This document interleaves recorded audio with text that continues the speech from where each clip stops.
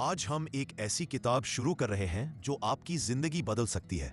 ये किताब हमें सिखाती है कि कैसे अपने जीवन पर नियंत्रण पाएं, बीते हुए कहानियों और सोसाइटल एक्सपेक्टेशंस को पीछे कैसे छोड़ें, वर्तमान में जीना की आदत कैसे डालें, समानता और योगदान के जरिए गहरे रिश्ते कैसे बनाएं, अपने वैल्यूज पर डटे रहने की हिम्मत कैसे जुटाएं, भले ही इसके लिए अस्वीकृति का सामना क्यों न करना पड़े। ये शानदार किताब इचिरो किशिमी और फुमिताके कोगा द्वारा लिखी गई the courage to be disliked है। तो चलिए बिना किसी देरी के इस किताब के इंट्रोडक्शन को शुरू करते हैं। नमस्कार। आज हम एक दिलचस्प किताब पर बात कर रहे हैं। इसमें ना एक नौजवान और एक फिलोसोफर के बीच जबरदस्त बहस है। हाँ, और मुद्दा बड़ा गहरा है। क्या ये दुनिया, ये जिंदगी सच में उतनी सिंपल है जैसा फिलोसोफर मानते हैं, या फिर उतनी ही उलझी हुई, कॉम्प्लिकेटेड जैसा वो नौजवान महसूस करता है? बिल्कुल। और सवाल ये भी उठता है कि ये जो उलझन है, ये दुनिया की है या सिर्फ हमारे देखने के तरीके की?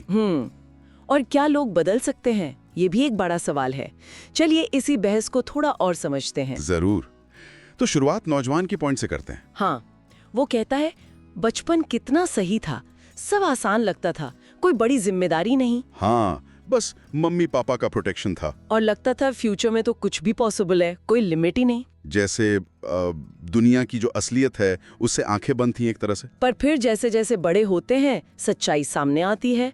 असली दुनिया, रिश्ते, जिम्मेदारियां, नौकरी, घर, समाज, ये सब। हाँ, और फिर दुनिया की बड़ी परेशानियां भी दिखने लगती हैं।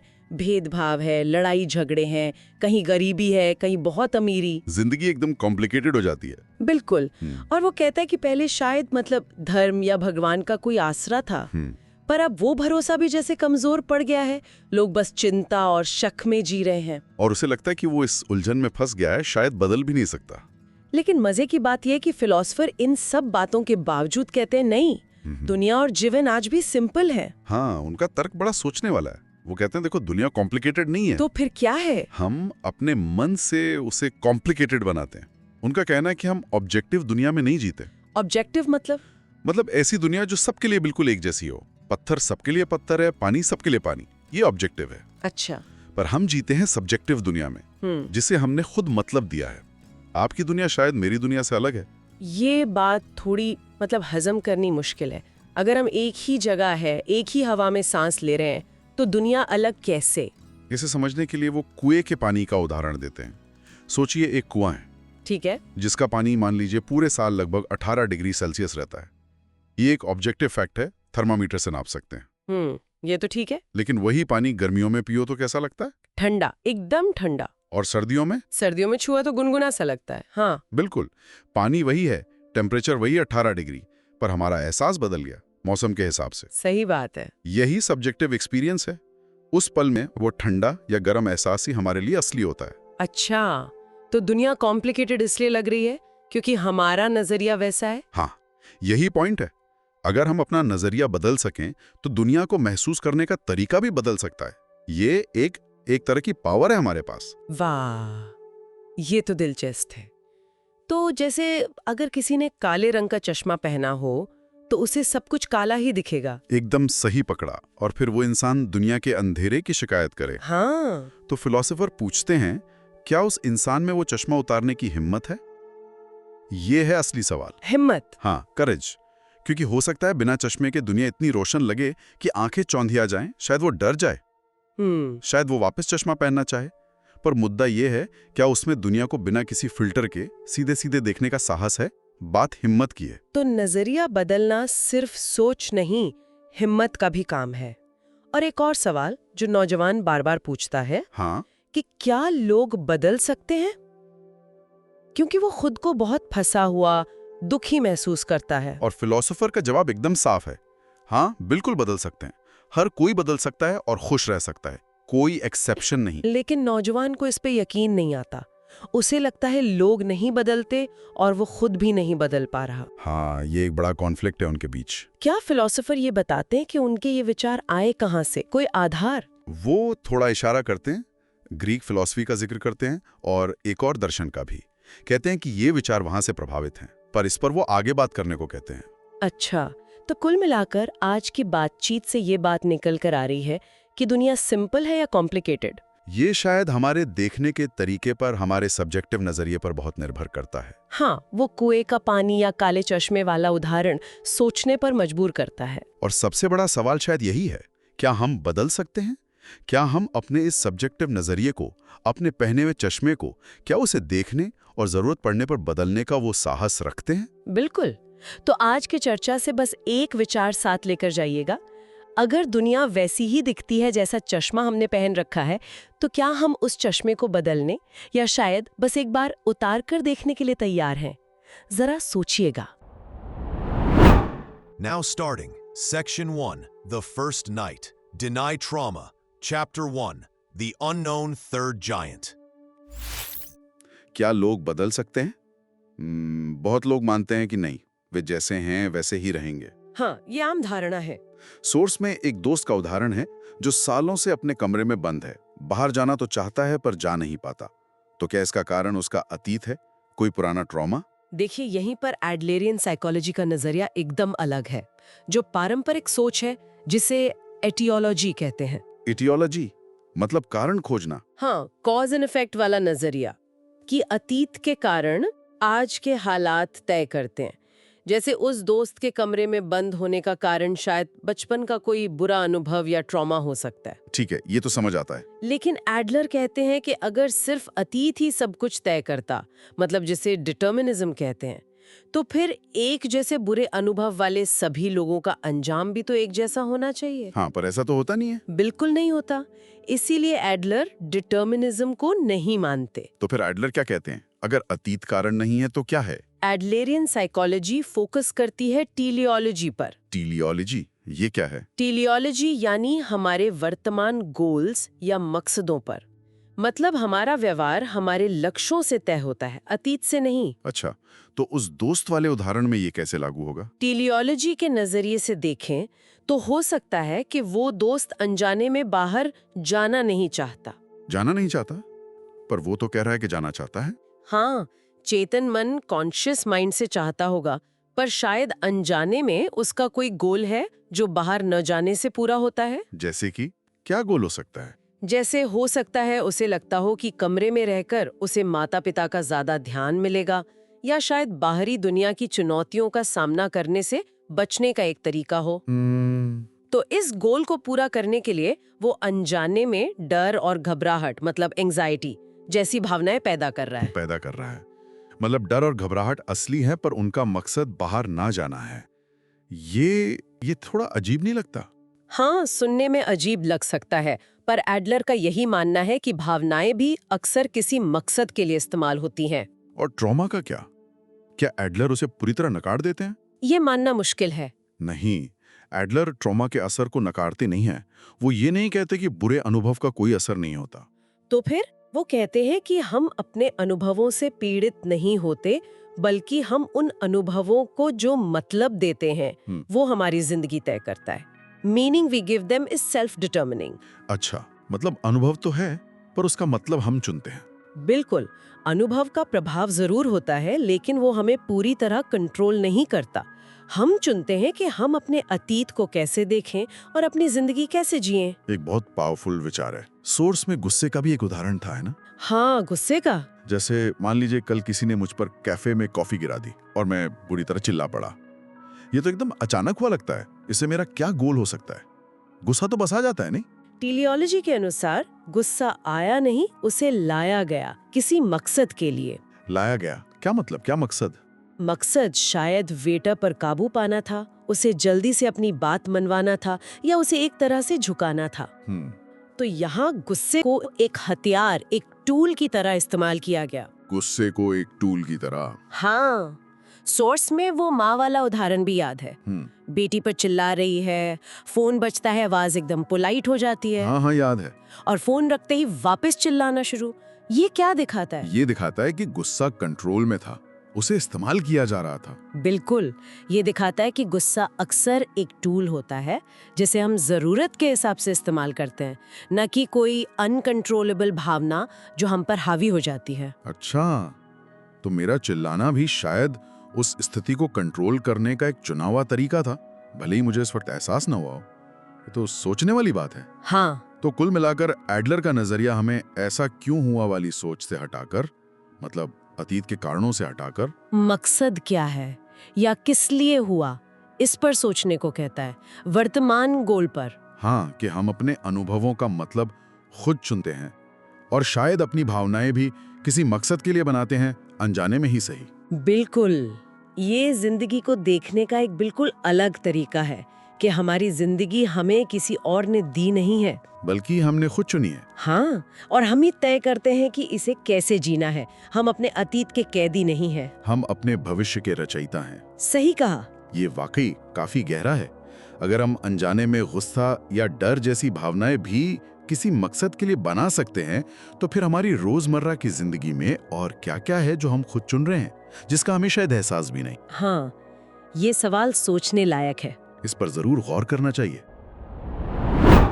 Now next chapter, freedom from past, improve yourself. कभी-कभी ऐसा महसूस होता है ना कि गुजरे कल की कोई बात, कोई घटना आज भी मतलब पीछा नहीं छोड़ रही, या फिर किसी और को देख के लगता है कि काश यार जिंदगी ऐसी होती, काश हम उनके जैसे बन पाते। आज हम इसी उलझन पर थोड़ी गहराई से बात करेंगे। हमारे पास एक किताब है, अतीत के बंधन तोड़ो, स्वयं को स्वीकारो। इसके कुछ हिस्से हैं जो एडलरियन साइकोलॉजी पर आधारित हैं। ये बेसिकली सोचने का एक तरीका है जो हमारे पर्पस, समाज से कनेक्शन और दुनिया को देखने के हमारे अपने नजरिए पर जोर देता है। हमारा मकसद है ये समझना कि कैसे हम गुजरे कल के असर से आजाद हो सकते हैं और खुद को बेहतर तरीके से अपना सकते हैं बिना किसी और की कॉपी बनने की कोशिश किए। चलिए इसको खोल कर देखते हैं जरा। तो पहला सवाल यही उठता है, अक्सर लोगों को लगता है कि पुरानी बातें जैसे बचपन की कोई दिक्कत या पेरेंट्स का तलाक वही हमारी आज की खुशी या दुख तय करती हैं। क्या ये बात सही है? क्या हम वाकई अतीत के कैदी हैं?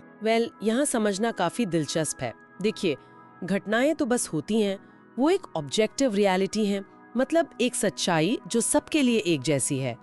एक मिसाल लें, जैसे एक कुआं है जिसका पानी हमेशा मान लीजिए 18 डिग्री सेल्सियस रहता है। ये एक फैक्ट हो गया। ठीक है। लेकिन अब कोई उस पानी को छूता है तो उसे वो ठंडा लगेगा या गुनगुना, ये उस इंसान की अपनी सब्जेक्टिव फीलिंग है, उसका अपना एहसास है। अच्छा। हाँ, और एडलरियन साइकोलॉजी यही कहती है कि जो हुआ, वो बदल नहीं सकता, पर उस घटना का आज हम पर क्या असर हो रहा है, हम उसे क्या मतलब दे रहे हैं, ये पूरी तरह हमारे हाथ में है। मतलब अगर किसी के साथ बचपन में कुछ बुरा हुआ तो वो ये नहीं कह सकता कि उस वजह से मैं आज दुखी हूँ। ये थोड़ा मुश्किल नहीं है मानना? हाँ, ये सुनने में शायद अजीब लगे, लेकिन एडलर के नजरिए से ये कहना कि मैं उस वजह से दुखी हूँ एक तरह से हमें जिम्मेदारी लेने से रोकता है। ज्यादा एम्पावरिंग नजरिया ये है, हाँ वो घटना हुई थी और मैंने आज दुखी महसूस करना या उस घटना को अपने दुख का कारण बनाना चुना है। हाँ, चुना है। ये सोच थोड़ी चौंकाने वाली हो सकती है, पर इसमें आजादी है। ये हमें उस विक्टिम मेंटालिटी से बाहर निकालती है। हम अपनी भावनाओं के गुलाम नहीं है, बल्कि हम तय करते हैं कि किसी सिचुएशन का हम पर क्या असर होगा। अगर हम सिर्फ यही पूछते रहेंगे कि मेरे साथ ऐसा क्यों हुआ, तो हम वहीं अटक जाएंगे। अहम सवाल ये है, अब मैं इस अनुभव का क्या करूं, मैं इसे क्या मतलब दूं। अतीत बदला नहीं जा सकता, पर उसका मतलब बदला जा सकता है। ये वाकई एक बहुत अलग पर्सपेक्टिव है। अच्छा, किताब में एक और बात है। एक नौजवान का जिक्र है जो अपने दोस्त वाई जैसा बनना चाहता है। वो दोस्त बड़ा खुशमिजाज है, सबसे आसानी से घुल मिल जाता है। तो क्या ये मुमकिन है किसी और जैसा बनना? यहाँ मामला दिलचस्प हो जाता है। हाँ, और किताब का फिलोसोफर कहता है नहीं, मतलब बदलाव मुमकिन नहीं। नहीं, इसलिए नहीं कि बदलाव मुमकिन नहीं, बदलाव बिल्कुल मुमकिन है। फिलोसोफर नहीं इसलिए कहता है क्योंकि किसी और जैसा बनना, ये लक्ष्य, गोल ही अपने आप में ठीक नहीं है। अच्छा। क्योंकि जब कोई किसी और जैसा बनने की सोचता है तो इसका अक्सर यही मतलब होता है कि वो इंसान खुद से खुश नहीं है, वो खुद को वैसे स्वीकार नहीं कर पा रहा जैसा वो है। ये एक तरह से खुद की वैल्यू कम करना है। समझ गया। लेकिन फिर खुद को स्वीकारने का मतलब क्या है? कहीं इसका मतलब ये तो नहीं कि बस हाथ पर हाथ रखकर बैठ जाएं, मतलब कोशिश करना ही छोड़ दें, ये सोचकर कि भाई मैं तो ऐसा ही हूं, भले ही अपनी किसी आदत से परेशान ही क्यों ना हो। नहीं, बिल्कुल नहीं। ये एक बहुत आम गलतफहमी है। खुद को स्वीकारने का मतलब है अपनी सच्चाई को देखना।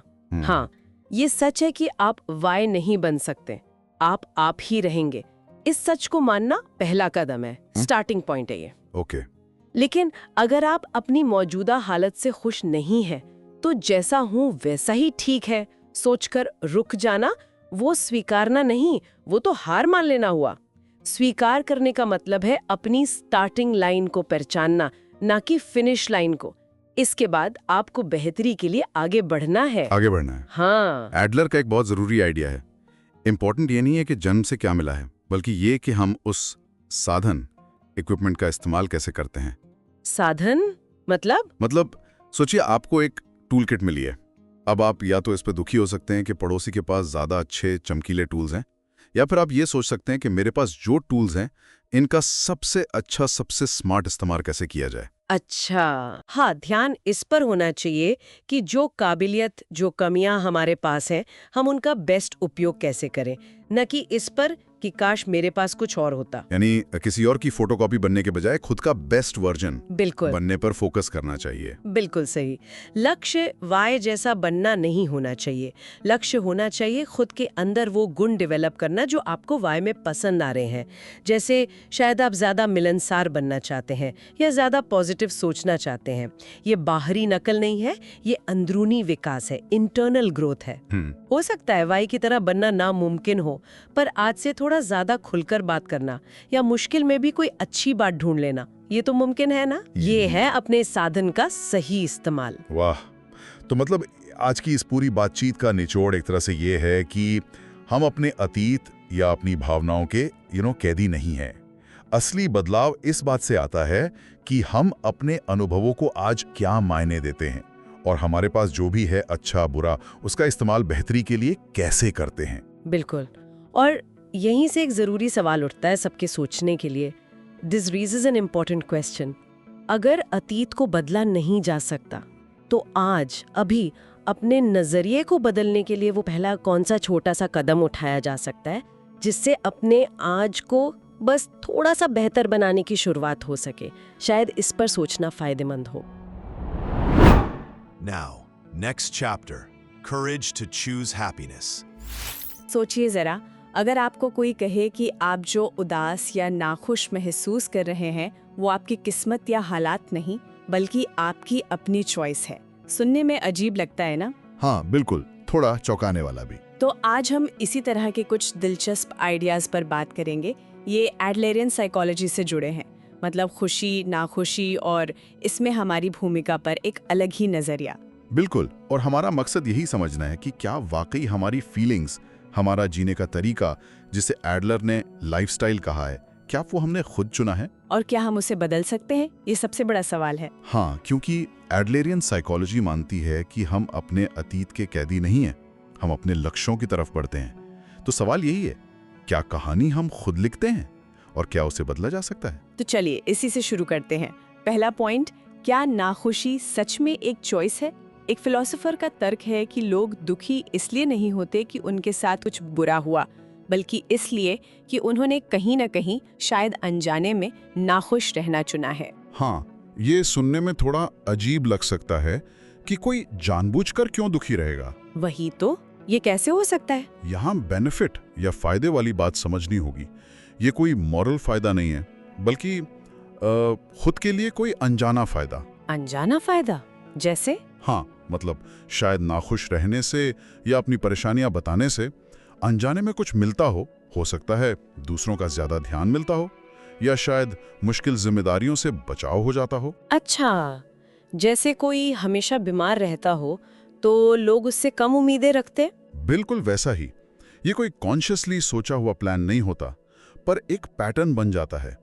एडलर मानते थे कि हर इंसान वही करता है जिसमें उसे अपना कोई मकसद या फायदा दिखता है, भले ही वो एहसास में न हो। ओके, ये बात कुछ समझ आई। तो फिर ये हमारी पर्सनैलिटी, हमारे स्वभाव से कैसे जुड़ता है? हाँ, यहीं पर दूसरा पॉइंट आता है। एडलरियन साइकोलॉजी में पर्सनालिटी को एक तरह की लाइफस्टाइल कहा गया है। लाइफस्टाइल जैसे जीने का तरीका? हाँ, सिर्फ आदतें नहीं, बल्कि दुनिया को और खुद को देखने का पूरा नजरिया, एक वर्ल्ड व्यू। जैसे कोई कहता है मैं तो हूं ही पेसिमिस्ट, एडलर के हिसाब से वो कह रहा है मैंने दुनिया को देखने का एक निराशावादी नजरिया, एक लाइफस्टाइल चुना हुआ है। ओह, तो ये जन्म से मिला हुआ नहीं है? नहीं, यही तो खास बात है। ये माना जाता है कि हमने इसे खुद चुना है, शायद अनजाने में ही, लगभग 10 साल की उम्र के आसपास, अपने माहौल, अपने अनुभवों के आधार पर। 10 साल की उम्र में? ये थोड़ा मुश्किल लगता है मानना। हाँ, पर ये कोई कॉन्शियस सोचा समझा चुनाव नहीं होता। ये दुनिया को समझने की कोशिश में बना एक पैटर्न है। और अगर ये हमने चुना है तो इसका मतलब क्या हुआ? मतलब इसे बदला भी जा सकता है? एग्जैक्टली, यही सबसे बड़ी बात है। ये कोई परमानेंट ठप्पा नहीं है। लेकिन फिर लोग बदलते क्यों नहीं? अगर उन्हें अपनी लाइफस्टाइल पसंद नहीं, अगर वो नाखुश हैं, तो क्यों अटके रहते हैं? लोग कहते तो हैं मैं बदलना चाहता हूँ, पर यहीं पर फिलोसोफर कहता है कि लोग असल में बदलने का पक्का डिसीजन नहीं करते। डिसीजन नहीं करते? लेकिन क्यों? क्योंकि पुरानी लाइफस्टाइल, चाहे कितनी भी मुश्किल हो, वो जानी पहचानी है। उसमें एक तरह का अजीब सा कंफर्ट होता है। हाँ, जैसे अपनी पुरानी खटारा कार चलाना। पता होता है कि कब आवाज करेगी, कब रुकेगी। बिल्कुल। नई लाइफस्टाइल चुनने में एक डर होता है, अनसर्टेनिटी का डर। आगे क्या होगा, मैं संभाल पाऊंगा या नहीं, कैसा महसूस होगा, ये सब सवाल डराते हैं।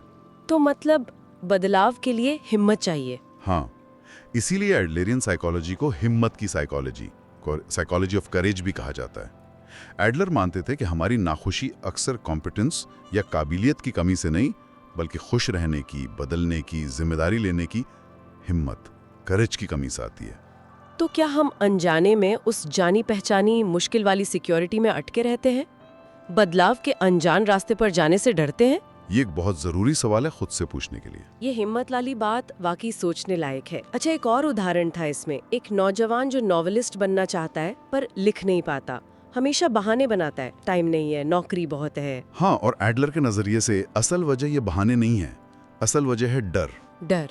किस बात का डर? डर कि अगर कोशिश की और फेल हो गया तो, क्रिटिसिज्म मिली तो, वो अनजाने में अगर मैं कोशिश करता तो पक्का कर लेता वाली संभावना को बचाए रखना चाहता है। अच्छा, मतलब वो फेल होने के डर से कोशिश ही नहीं कर रहा, ताकि ये कह सके कि मुझ में टैलेंट तो है, बस मौका नहीं मिला। बिल्कुल। तो इन सब बातों का निचोड़ क्या है? यही कि आपका अतीत, आपके हालात, आपकी पुरानी आदतें ये तय नहीं करती कि आप आज या कल क्या करेंगे। मतलब भविष्य हमारे हाथ में है। हाँ, बहाने बनाना छोड़कर फैसला अभी लेना होता है, इसी पल में, हियर एंड नाउ।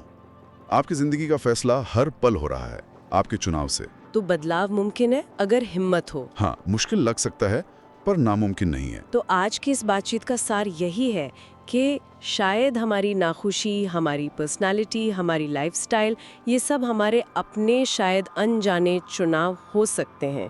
और सबसे ज़रूरी बात, हम इसे बदल सकते हैं अभी, इसी पल। बस थोड़ी हिम्मत चाहिए। और सोचने वाली बात यह है कि अगर आपका अतीत आपकी कहानी तय नहीं करता और आपकी खुशी आपकी हिम्मत पर निर्भर करती है, तो आज अपनी कहानी का अगला पन्ना कैसे लिखा जाए, वो कौन सा एक छोटा सा कदम हो सकता है जो आज आप हिम्मत दिखाते हुए उठा सकते। Now next chapter, inferiority, greatness and the way of life. तो आज बात करते हैं हीनता की, इन्फीरियोरिटी। ये शब्द सुनते ही ना अक्सर लगता है कि ये कोई बुरी चीज है। हाँ हाँ, पर क्या वाकई ऐसा है? आज हम हीनता और श्रेष्ठता की समझ नाम की किताब के कुछ हिस्सों को जरा गहराई से देखते हैं। बिल्कुल।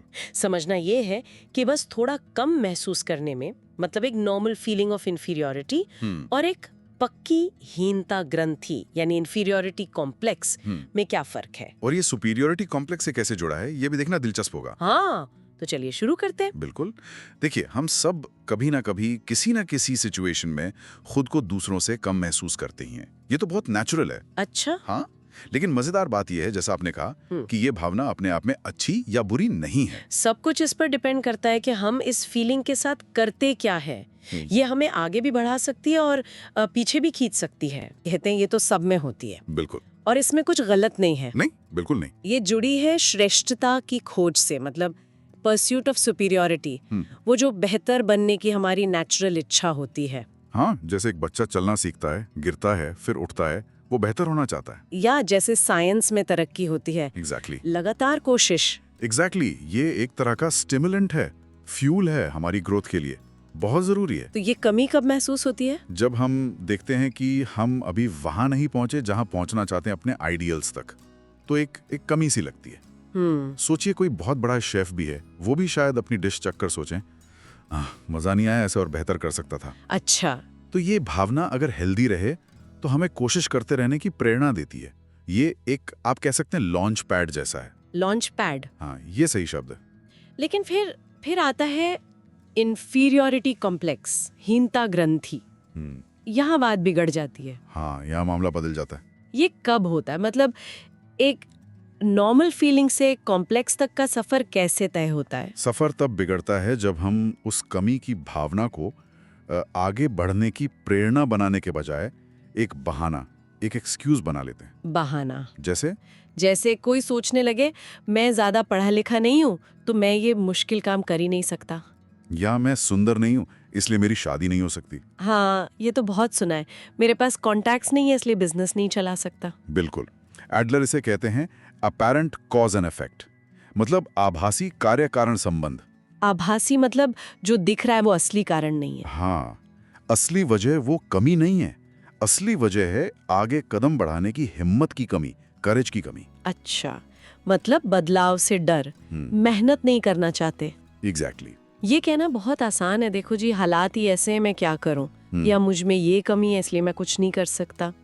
जबकि अंदर की सच्चाई शायद ये होती है कि मैं कामयाब नहीं होना चाहता, अगर उसके लिए इतनी मेहनत करनी पड़े या अपना आराम छोड़ना पड़े। बाप रे, ये तो काफी गहरा है। और मजे की बात यह है इसके पीछे अक्सर एक और सोच छिपी होती है, अगर मुझ में ये कमी ना होती ना तो मैं कमाल कर देता। एक तरह का झूठा गर्व। अच्छा, और फिर इसका कनेक्शन बनता है सुपीरियॉरिटी कॉम्प्लेक्स से। ये कैसे होता है? इन्फीरियॉरिटी से सुपीरियॉरिटी, ये तो बिल्कुल उल्टा लगता है। हाँ, उल्टा लगता है पर जुड़ा हुआ है। जब कोई अपनी इन्फीरियॉरिटी कॉम्प्लेक्स की घुटन बर्दाश्त नहीं कर पाता, लेकिन उसमें मेहनत करके बेहतर बनने की हिम्मत भी नहीं होती, तो वो एक आसान रास्ता अपनाता है। क्या? दिखावा करने का, यह दिखाने का कि वो तो बहुत सुपीरियर है। एडलर इसे कहते हैं फैब्रिकेटेड फीलिंग ऑफ सुपीरियॉरिटी, मतलब बनावटी श्रेष्ठता। एक मुखौटा। बिल्कुल, एक मुखौटा जो असलियत को छुपाता है। और ये मुखौटा दिखता कैसे? लोग कैसे दिखाते हैं ये बनावटी सुपीरियॉरिटी? इसके कई तरीके हैं। एक तो है जिसे एडलर कहते हैं गिविंग अथॉरिटी। गिविंग अथॉरिटी मतलब किसी पावरफुल इंसान, ग्रुप या किसी बड़े ब्रांड से जुड़कर खुद को खास दिखाना, जैसे महंगी चीजें पहनना, डिजाइनर कपड़े, बड़ी गाड़ी, ये दिखाने के लिए कि देखो मैं कितना सक्सेसफुल हूँ, मैं तुमसे बेहतर हूँ। हाँ, ये तो बहुत कॉमन है, ब्रांड ड्रॉपिंग जिसे कहते हैं। हाँ, जबकि अंदर से शायद वो उतना कॉन्फिडेंट महसूस ना कर रहा हो, ये बस बाहरी दिखावा है। और क्या तरीके हैं? दूसरा है अपनी पुरानी कामयाबियों का बखान करना, बोस्टिंग, लगातार ये बताना कि मैंने ये किया था, मैं तब ऐसा था। एडलर कहते हैं जो बहुत ज्यादा दिखावा करता है, अपनी तारीफें करता है, उसमें असल में सेल्फ कॉन्फिडेंस की कमी होती है। अच्छा, ये तो उल्टा लगता है।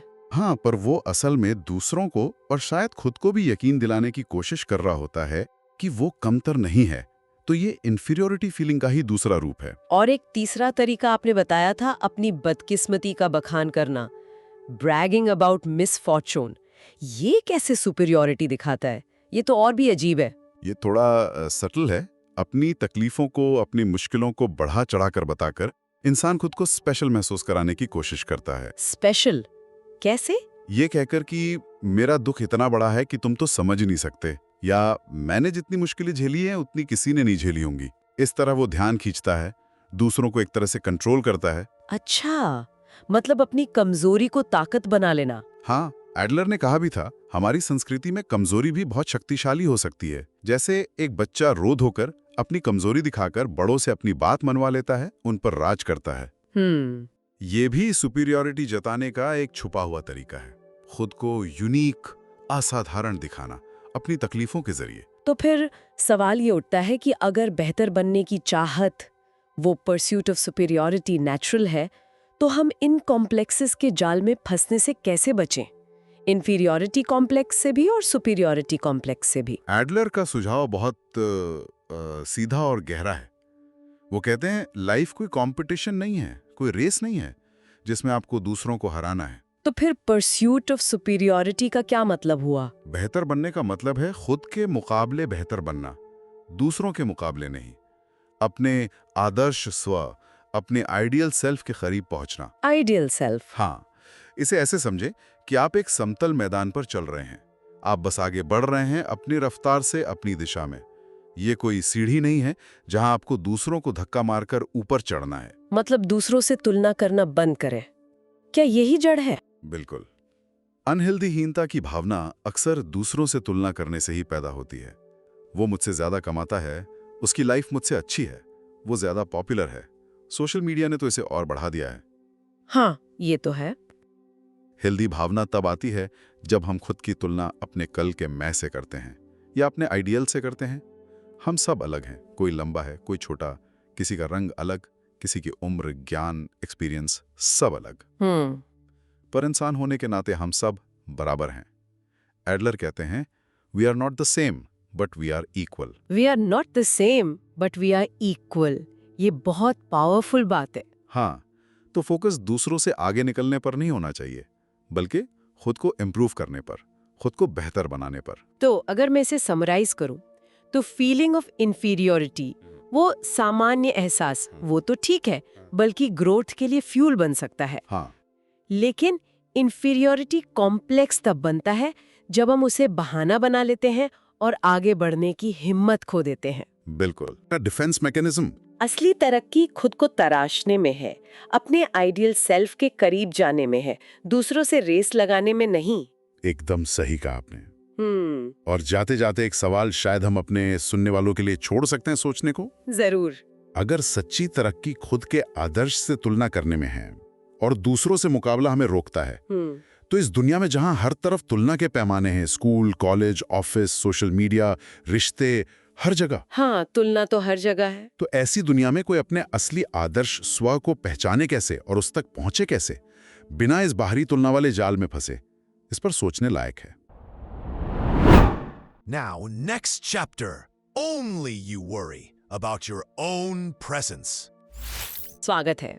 आज हम एक बहुत ही दिलचस्प चीज पर बात करने वाले हैं। हाँ, बिल्कुल। ये जो हम दूसरों से अपनी तुलना करते हैं ना, हाँ, कंपैरिजन। और इसका हमारी खुशी पर क्या असर पड़ता है? कभी स्कूल के रैंक्स याद हैं? ओह हाँ। या किसी दोस्त की नई गाड़ी, या फिर वो सोशल मीडिया वाली परफेक्ट लाइफ देखकर कभी लगा कि यार मेरे पास ये क्यों नहीं? थोड़ी जलन या कमी सी महसूस हुई है? हाँ हाँ, ये तो बहुत आम है, बिल्कुल होता है। तो हमारे पास ना कुछ लेख हैं एडलेरियन साइकोलॉजी पर आधारित। अच्छा। और वो कहते हैं कि हमारी ज्यादातर परेशानियां पता है क्या है? हमारे आपसी रिश्ते, इंटरपर्सनल रिलेशनशिप्स। सही बात है, रिश्तों की उलझने। हाँ, और खास तौर पर ये कंपटीशन वाली सोच, मुकाबला। तो आज का अपना मिशन यही है कि ये समझें कि ये सोच हमें कैसे फंसाती है, कैसे नुकसान करती है, और क्या इससे बाहर आने का कोई रास्ता है? एग्जैक्टली। चलिए देखते हैं। ठीक है, तो पहली बात सीधी सी बात है, अगर हमारे रिश्तों के बीच में, मतलब सेंटर में कंपटीशन है, तो परेशानियां तो आएंगी ही। बिल्कुल आएंगी, क्योंकि जहाँ कंपटीशन होगा वहाँ हार जीत तो होगी, कोई जीतेगा कोई हारेगा। राइट। और जब हम लगातार यही देखते रहते हैं कि अरे वो मुझसे आगे निकल गया, मैं पीछे रह गया, तो अंदर ही अंदर वो इंफीरियोरिटी वाली फीलिंग, हीनता भावना, हाँ, वो हीनता का भाव आ ही जाता है। और बात यही खत्म नहीं होती, ये और गहरी हो जाती है। कैसे? धीरे धीरे ना हमें ऐसा लगने लगता है कि हमारे आसपास सब लोग हमारे दुश्मन हैं, एनिमी हैं। दुश्मन मतलब जैसे दुनिया एक खतरनाक जगह है। हाँ बिल्कुल, जैसे सब हमें नीचा दिखाने पर तुले हैं या हम पर हमला करने का इंतजार कर रहे हैं। अरे बाप रे, ये तो बहुत डरावना है। पर क्या सच में ऐसा होता है? मतलब क्या लोग वाकई हमें इतना देख रहे हैं, इतना जज कर रहे हैं? यहीं पर वो एक मजेदार कहानी याद आती है। कौन सी? एक टीनेजर लड़का था जो घंटों शीशे के सामने खड़ा होकर अपने बाल संवारता रहता था। हाँ हाँ, टीनेज में होता है। तो उसकी दादी ने एक दिन उसे टोक दिया, बोली बेटा तुम्हारी शक्ल की चिंता करने वाले सिर्फ तुम ही हो। अच्छा। कहने का मतलब है हम अक्सर सोचते हैं कि सबकी नजर हम पर ही टिकी है, सब हमें ही देख रहे हैं, जज कर रहे हैं, पर सच तो यह है कि ज्यादातर लोग अपनी ही दुनिया में, अपनी ही परेशानियों में व्यस्त हैं। तो ये जो फीलिंग है कि सब मुझे देख रहे हैं, ये काफी हद तक हमारे मन का वहम है। ज्यादातर मामलों में हाँ। ओके, तो फिर इसका हल क्या है? अगर कंपटीशन हमें दुश्मन बना देता है, तो फिर दोस्ती कैसे होगी, लोगों से जुड़ें कैसे, ये डर और जलन का चक्कर कैसे खत्म होगा? इसका रास्ता है लोगों को अपना राइवल, अपना प्रतिद्वंदी समझने के बजाय हाँ, उन्हें अपना साथी समझें, कॉमरेड। साथी, कॉमरेड। हाँ, सोचिए जब हम वो कंपटीशन वाला चश्मा उतार देते हैं ना, हाँ, तो किसी और की खुशी देखकर हमें यह नहीं लगता कि ओह मैं हार गया। सही बात। हम जेन्युइनली, मतलब दिल से उनके लिए खुश हो पाते हैं, जरूरत हो तो उनकी मदद भी कर पाते हैं। और तब ये दुनिया उतनी खतरनाक नहीं लगती, बल्कि ज्यादा सेफ, ज्यादा अच्छी लगने लगती है। ये सुनने में तो बहुत अच्छा लग रहा है, लॉजिकल भी है, पर रियल लाइफ में कभी-कभी गुस्सा आ जाता है, बहुत तेज। हाँ, आता है। खासकर जब कोई बहस हो रही हो और सामने वाला सीधा पर्सनल अटैक करने लगे। क्या वो भी कंपटीशन ही है? वो बिल्कुल कंपटीशन है, और उससे भी ज्यादा वो एक पावर स्ट्रगल है। पावर स्ट्रगल मतलब ताकत की लड़ाई। हाँ, जब कोई बहस में आपको उकसाता है, आपकी बेइज्जती करता है, नीचा दिखाने की कोशिश करता है, तो उसका मकसद बहस जीतना नहीं होता। तो फिर उसका मकसद होता है आपको झुकाना, आपको कंट्रोल करना, ये दिखाना कि वो ज्यादा ताकतवर है। अच्छा, और जैसे ही आप गुस्से में आते हैं, आप उनके जाल में फंस जाते हैं। आपने उनकी पावर स्ट्रगल में एंट्री ले ली। ओहो, तो फिर करें क्या? चुपचाप सुनते रहें, बेइज्जती सह लें? नहीं, सहना नहीं है। देखिए, सहना भी यही दिखाता है कि आप अभी भी उसी पावर स्ट्रगल में हैं, बस आप डिफेंसिव हो गए हैं। तो सबसे समझदारी का काम है, जैसे ही आप ये पहचान लें कि ये बहस अब मुद्दे पर नहीं बल्कि ताकत दिखाने की लड़ाई बन गई है, हाँ, उस झगड़े से, उस माहौल से बस हट जाएं, विथड्रॉ कर लें। हट जाए। लेकिन देखिए, गुस्सा भी एक हथियार की तरह इस्तेमाल होता है, पर अपनी बात रखने के और भी तरीके हैं। भाषा है, तर्क है, लॉजिक है। बिना चिल्लाए, बिना गुस्सा हुए भी बात की जा सकती है। बिल्कुल, गुस्सा करके आप सामने वाले को वही दे रहे हैं जो वो चाहता है, आपकी हार। ये बात तो सोचने वाली है। अच्छा, और एक आखिरी चीज, ये जो हम कभी-कभी सोचते हैं ना, मैं सही हूँ, एकदम अड़ जाते हैं, क्या ये सोच भी हमें उसी पावर स्ट्रगल में धकेल सकती है? हाँ, बिल्कुल धकेल सकती है, क्योंकि जैसे ही आप कहते हैं मैं सही हूँ, इसका सीधा मतलब निकलता है कि दूसरा गलत है। हाँ, बात तो सही है। तो फिर बात मुद्दे की नहीं रह जाती, बात हो जाती है कि इस रिश्ते में कौन ऊपर है, कौन जीता। Who's right वाली लड़ाई बन जाती है। अपनी गलती मानना हार नहीं है। सच कहूँ तो जब हम ये जीतने हारने के चक्कर से बाहर निकलते हैं ना, हाँ, तभी हम असल में कुछ सीख पाते हैं, खुद को सुधार पाते हैं। तो आज हमने ये समझा कि कैसे ये कंपैरिजन और कंपटीशन की सोच हमें अकेला और डरा हुआ सा महसूस करा सकती है, बिल्कुल। और कैसे अगर हम दूसरों को दुश्मन के बजाय साथ ही कॉमरेड की तरह देखें, हाँ। तो दुनिया को देखने का हमारा नजरिया ही बदल सकता है, शायद ज्यादा सुकून आ सकता है। हाँ, और ये भी कि गुस्सा अक्सर एक पावर स्ट्रगल का हथियार होता है। और अपनी गलती मान लेना कमजोरी नहीं, बल्कि सीखने की और समझदारी की निशानी है। एकदम सही। तो ये बातचीत आज यहीं खत्म करते हैं, पर जाते जाते एक सवाल छोड़ जाते हैं सबके सोचने के लिए। जरूर। अगर आप जानबूझकर सिर्फ एक हफ्ते के लिए किसी से भी कंपटीशन या कंपैरिजन करना बंद कर दें, तो आपके रिश्तों पर और आपके अंदर की शांति पर क्या असर पड़ेगा? ये सोचने वाली बात है। इस पर थोड़ा विचार जरूर कीजिएगा। Now, next chapter. Relation between your unhappy feelings and interpersonal skills. कभी ऐसा महसूस हुआ है कि खुद को देखो और लगे कि यार मुझ में कुछ अच्छा ही नहीं है, मतलब सिर्फ अपनी कमियां, अपनी गलतियां ही नजर आती हैं। आज हम इसी थोड़ी उलझी हुई सी फीलिंग पर बात करेंगे। हमारे पास एक दिलचस्प बातचीत का ब्यौरा है जिसमें एक नौजवान और एक फिलोसोफर इसी टॉपिक पर बात कर रहे थे। तो चलिए समझते हैं कि ये जो खुद को नापसंद करने वाली भावना है, ये आती कहाँ से है और क्या इसका हमारे रिश्तों से, हमारे रिलेशनशिप से कोई लेना देना है, या ये बस एक मूड की बात है। चलिए पता लगाते हैं। अक्सर तो हम अपनी कमियों पर ही ध्यान देते हैं ना। जैसे उस बातचीत में वो नौजवान कह रहा था कि उसे लगता था उसमें कोई अच्छी बात है ही नहीं, सब बुरा ही बुरा है। हाँ, और यहीं पर एक दिलचस्प मोड़ आता है। क्या हो अगर ये सिर्फ सच्चाई ना हो बल्कि एक तरह का चुनाव हो। फिलोसोफर का ये कहना था कि हम कभी कभी खुद को नापसंद करने का फैसला करते हैं। फैसला? हाँ, फैसला, ताकि हमें अपनी अच्छाइयाँ देखनी ही ना पड़े, उन पर ध्यान ही ना देना पड़े। फैसला, खुद को नापसंद करने का। ये तो मतलब बहुत अजीब बात है। कोई क्यों चाहेगा ऐसा? इसमें फायदा क्या है भला? देखिए, इसका एक छिपा हुआ मकसद हो सकता है, और वो है लोगों से रिश्तों में चोट खाने से बचना। अगर आप पहले ही मानकर बैठ जाएं कि मुझ में तो कमी है या मैं उतना अच्छा नहीं हूं, तो शायद आप दूसरों के ज्यादा करीब जाने से बचेंगे। मन में वो डर रहता है ना कि कहीं कोई रिजेक्ट ना कर दे, कहीं दिल ना दुख जाए। इसको समझने के लिए उस बातचीत में एक लड़की का उदाहरण था। उसे लोगों के सामने चेहरा लाल होने की दिक्कत थी, मतलब फियर ऑफ ब्लशिंग जिसे कहते हैं, और वो एक लड़के को पसंद तो करती थी पर अपनी फीलिंग्स बताने से डरती थी। अच्छा, हाँ, ये तो काफी कॉमन लगता है। वो सोचती होगी कि पहले ये ब्लशिंग की प्रॉब्लम ठीक हो जाए, उसके बाद ही हिम्मत करके बात करूंगी। हाँ, बिल्कुल। ऊपर से देखने में तो यही लगता है, लेकिन अगर फिलॉसफर के नजरिए से देखें तो एक थ्योरी ये है कि शायद उसे वो ब्लशिंग की प्रॉब्लम चाहिए थी। चाहिए थी? मतलब जानबूझकर? हाँ, एक तरह से।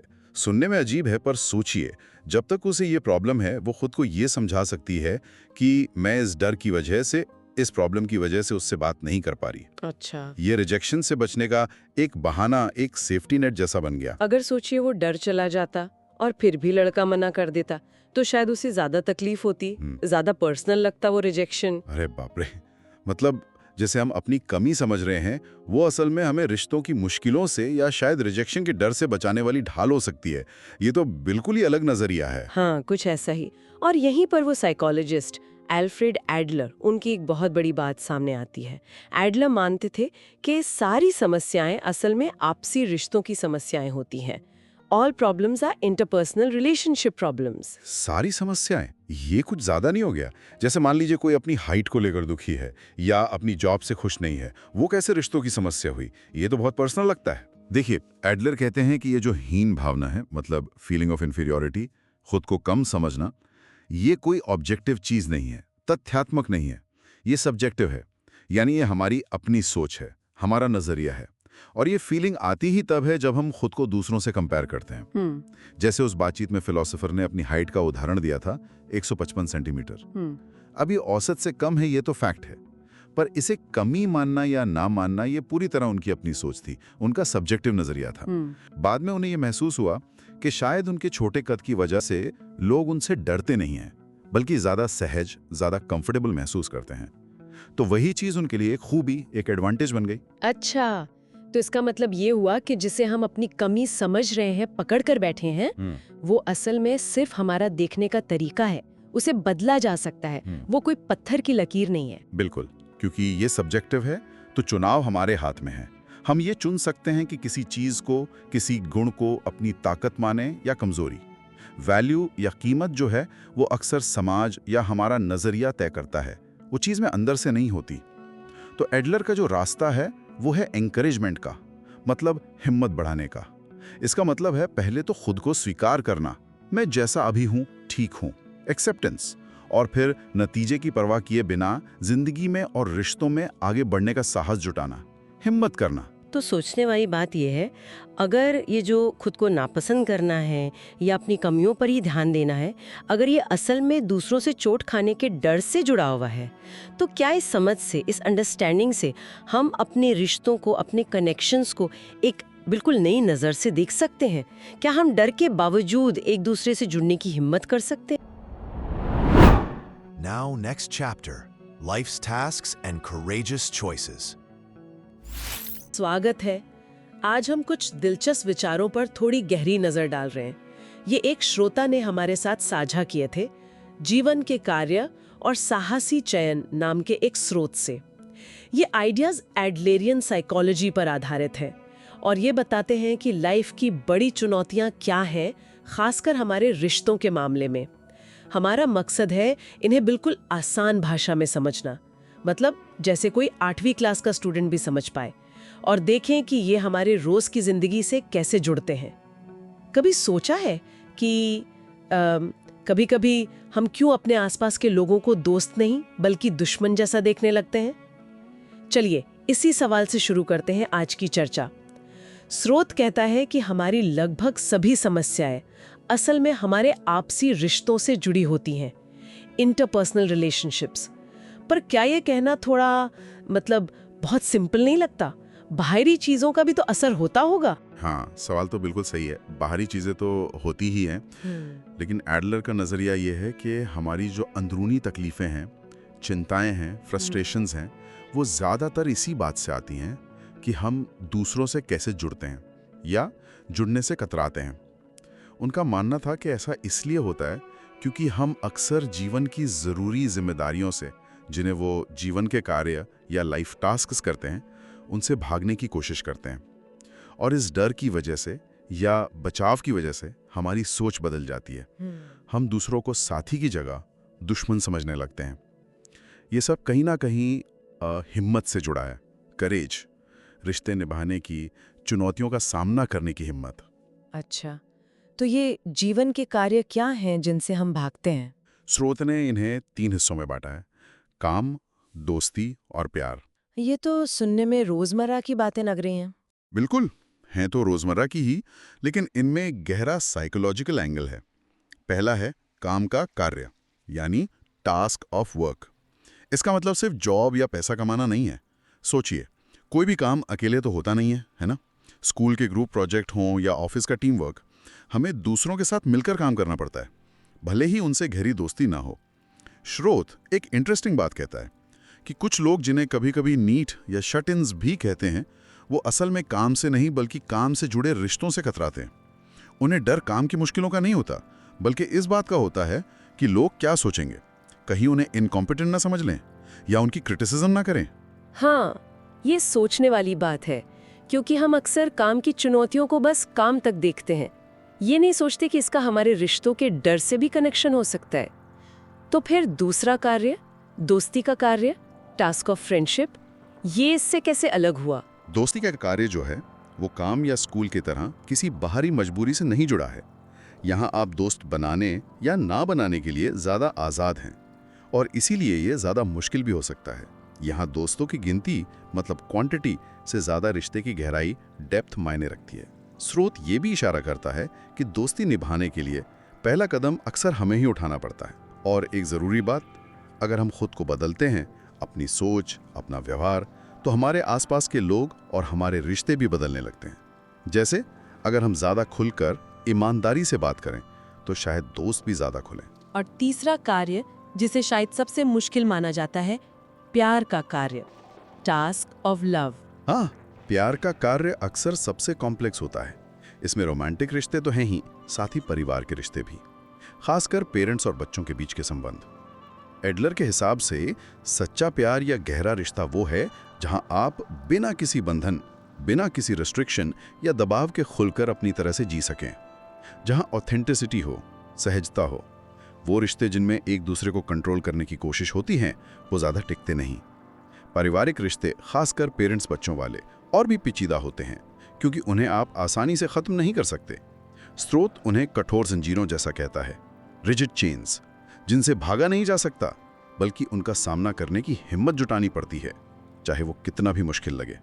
तो अगर हम इन तीनों कामों से, काम, दोस्ती, प्यार, इनसे डरते हैं, कतराते हैं, तो हम करते क्या हैं? क्या बस डर कर बैठ जाते? यहीं पर एडलर जीवन के झूठ, मतलब लाइफ लाई का कॉन्सेप्ट लाते हैं। जब हमें इन टास्क का सामना करने की हिम्मत नहीं होती, तो हम बहाने बनाते हैं। हम अपनी मुश्किलों के लिए, अपनी नाकामी या अकेलेपन के लिए दूसरों को या हालात को या अपने पास्ट को दोष देने लगते हैं। उदाहरण के लिए स्रोत बताता है कि कैसे कोई इंसान जब किसी रिश्ते को ख़त्म करने का मन बना लेता है, तो अचानक उसे अपने पार्टनर में छोटी छोटी कमियां दिखने लगती हैं। हो सकता है वो कमियां पहले भी थी, पर अब वो उन्हें बड़ा करके देखता है, ताकि अपने अलग होने के फैसले को सही ठहरा सके। असल में वो रिश्ते की जिम्मेदारियों से भाग रहा होता है, पर खुद को और दूसरों को समझाने के लिए एक झूठ कर लेता है। तो क्या इसका मतलब ये हुआ कि हम सब झूठे हैं या बुरे हैं जो ऐसे बहाने बनाते हैं? ये सुनकर तो थोड़ा निराशाजनक सा लगता है। नहीं, एडलर इसे नैतिकता या मॉरल्स के चश्मे से नहीं देखते, अच्छे बुरे के पैमाने से नहीं। उनके लिए ये हिम्मत का सवाल है, करेज, जीवन की चुनौतियों और रिश्तों का सामना करने की हिम्मत का सवाल। जब हम डरते हैं, तो हम बचाव के लिए जीवन के झूठ का सहारा लेते हैं। और यहाँ एडलरियन साइकोलॉजी एक बहुत ज़रूरी बात कहती है। ये अधिकार के मनोविज्ञान, साइकोलॉजी ऑफ पोजेशन, मतलब हमें क्या मिला है, हमारे साथ पास्ट में क्या हुआ, इसकी बजाय उपयोग के मनोविज्ञान, साइकोलॉजी ऑफ यूज पर जोर देती है। इसे ऐसे समझें जैसे हमारे पास कुछ बिल्डिंग ब्लॉक्स हैं, हमारे अनुभव। अब ये ब्लॉक्स सादे हैं या रंगीन, पोजेशन, ये उतना जरूरी नहीं जितना ये कि हम उन ब्लॉक्स का इस्तेमाल करके क्या बनाते हैं। यूज मतलब हमारे अतीत के अनुभव या हालात उतने मायने नहीं रखते जितना ये कि हम उन अनुभवों को अर्थ कैसे देते हैं और अपनी जिंदगी को आगे बढ़ाने के लिए उनका इस्तेमाल कैसे करते हैं। हमारे पास हमेशा ये चुनने की शक्ति है, पावर है कि हम अपनी परिस्थितियों को कैसे देखते हैं और अपनी लाइफस्टाइल कैसे बनाते हैं। तो अगर मैं इसे संक्षेप में कहूँ, एडलर के नजरिए से जीवन के मुख्य कार्य, काम, दोस्ती, प्यार, ये असल में रिश्तों को हिम्मत से निभाने की चुनौतियां हैं। बिल्कुल। और जब हम इन चुनौतियों से घबराते हैं तो हम अक्सर जीवन के झूठ का सहारा लेते हैं, मतलब बहाने बनाकर दूसरों या हालात पर दोष डाल देते हैं। एकदम सही। और सबसे अहम बात ये है कि ये कोई अच्छे या बुरे होने का जजमेंट नहीं है, बल्कि ये हिम्मत जुटाने का एक बुलावा है, एक कॉल टू एक्शन। हमें ये पहचानने की ज़रूरत है कि अपनी ज़िंदगी की दिशा तय करने की ताकत हमारे अंदर ही है। दूसरों को या सिचुएशन को ब्लेम करने की बजाय हमें खुद जिम्मेदारी लेनी होगी और अपने जीवन के कार्यों का, अपने रिश्तों का पूरी ईमानदारी और साहस से सामना करना होगा। असली बदलाव वहीं से आता है। और इसी सोच को आगे बढ़ाते हुए एक सवाल सोचने के लिए छोड़ जाते हैं। अगर जीवन को चुनने की शक्ति और जिम्मेदारी हमारी अपनी है, जैसा एडलर कहते हैं, तो इस नजरिए से देखें तो असली आज़ादी, रियल फ्रीडम का मतलब क्या है? शायद इस पर हम अगली बार और गहराई से बात कर सकते हैं। Now next chapter, separation of powers and functions. आज़ादी, फ्रीडम, कौन नहीं चाहता इसे? पर ये है क्या असल में? और वो क्या चीज़ें हैं जो हमें बंधा हुआ महसूस कराती हैं? आज हम एक नौजवान और एक फिलोसोफर के बीच हुई एक दिलचस्प बातचीत के कुछ हिस्सों को देखेंगे। ये पूरी डिस्कशन एडलेरियन मनोविज्ञान यानी एडलेरियन साइकोलॉजी के बारे में है। और आज हम ये समझने की कोशिश करेंगे कि ये जो दूसरों से वैलिडेशन, रिकग्निशन पाने की इच्छा होती है या उनकी उम्मीदों पर खरा उतरने का प्रेशर, इसका हमारी अपनी फ्रीडम से क्या कनेक्शन है ना? कहीं ये इच्छाएं तो हमें बांध नहीं रही। चलिए इसी को थोड़ा कुरेदते हैं। तो बातचीत में वो नौजवान पहले सोचता है कि शायद पैसा आज़ादी दिला सकता है। जैसे वो दोस्तोयेव्स्की ने कहा था ना, मनी इज कॉइन्ड फ्रीडम। हाँ, पैसा गढ़ी हुई आज़ादी है। एग्जैक्टली। लेकिन फिर उसे लगता है कि नहीं, असली बंधन शायद पैसे की कमी नहीं बल्कि रिश्ते हैं, इंटरपर्सनल रिलेशनशिप्स। जैसे माँ बाप की उम्मीदें, वो चाहता था कि वो उनकी नज़रों में अच्छा बने, वैलिडेशन मिले। और यहीं एडलेरियन साइकोलॉजी एक बहुत बड़ी और शायद थोड़ी चौंकाने वाली बात कहती है। अच्छा, क्या? कि हमें दूसरों से रिकग्निशन लेने की जरूरत ही नहीं है। बिल्कुल भी नहीं, बल्कि हमें वो वैलिडेशन खोजनी ही नहीं चाहिए।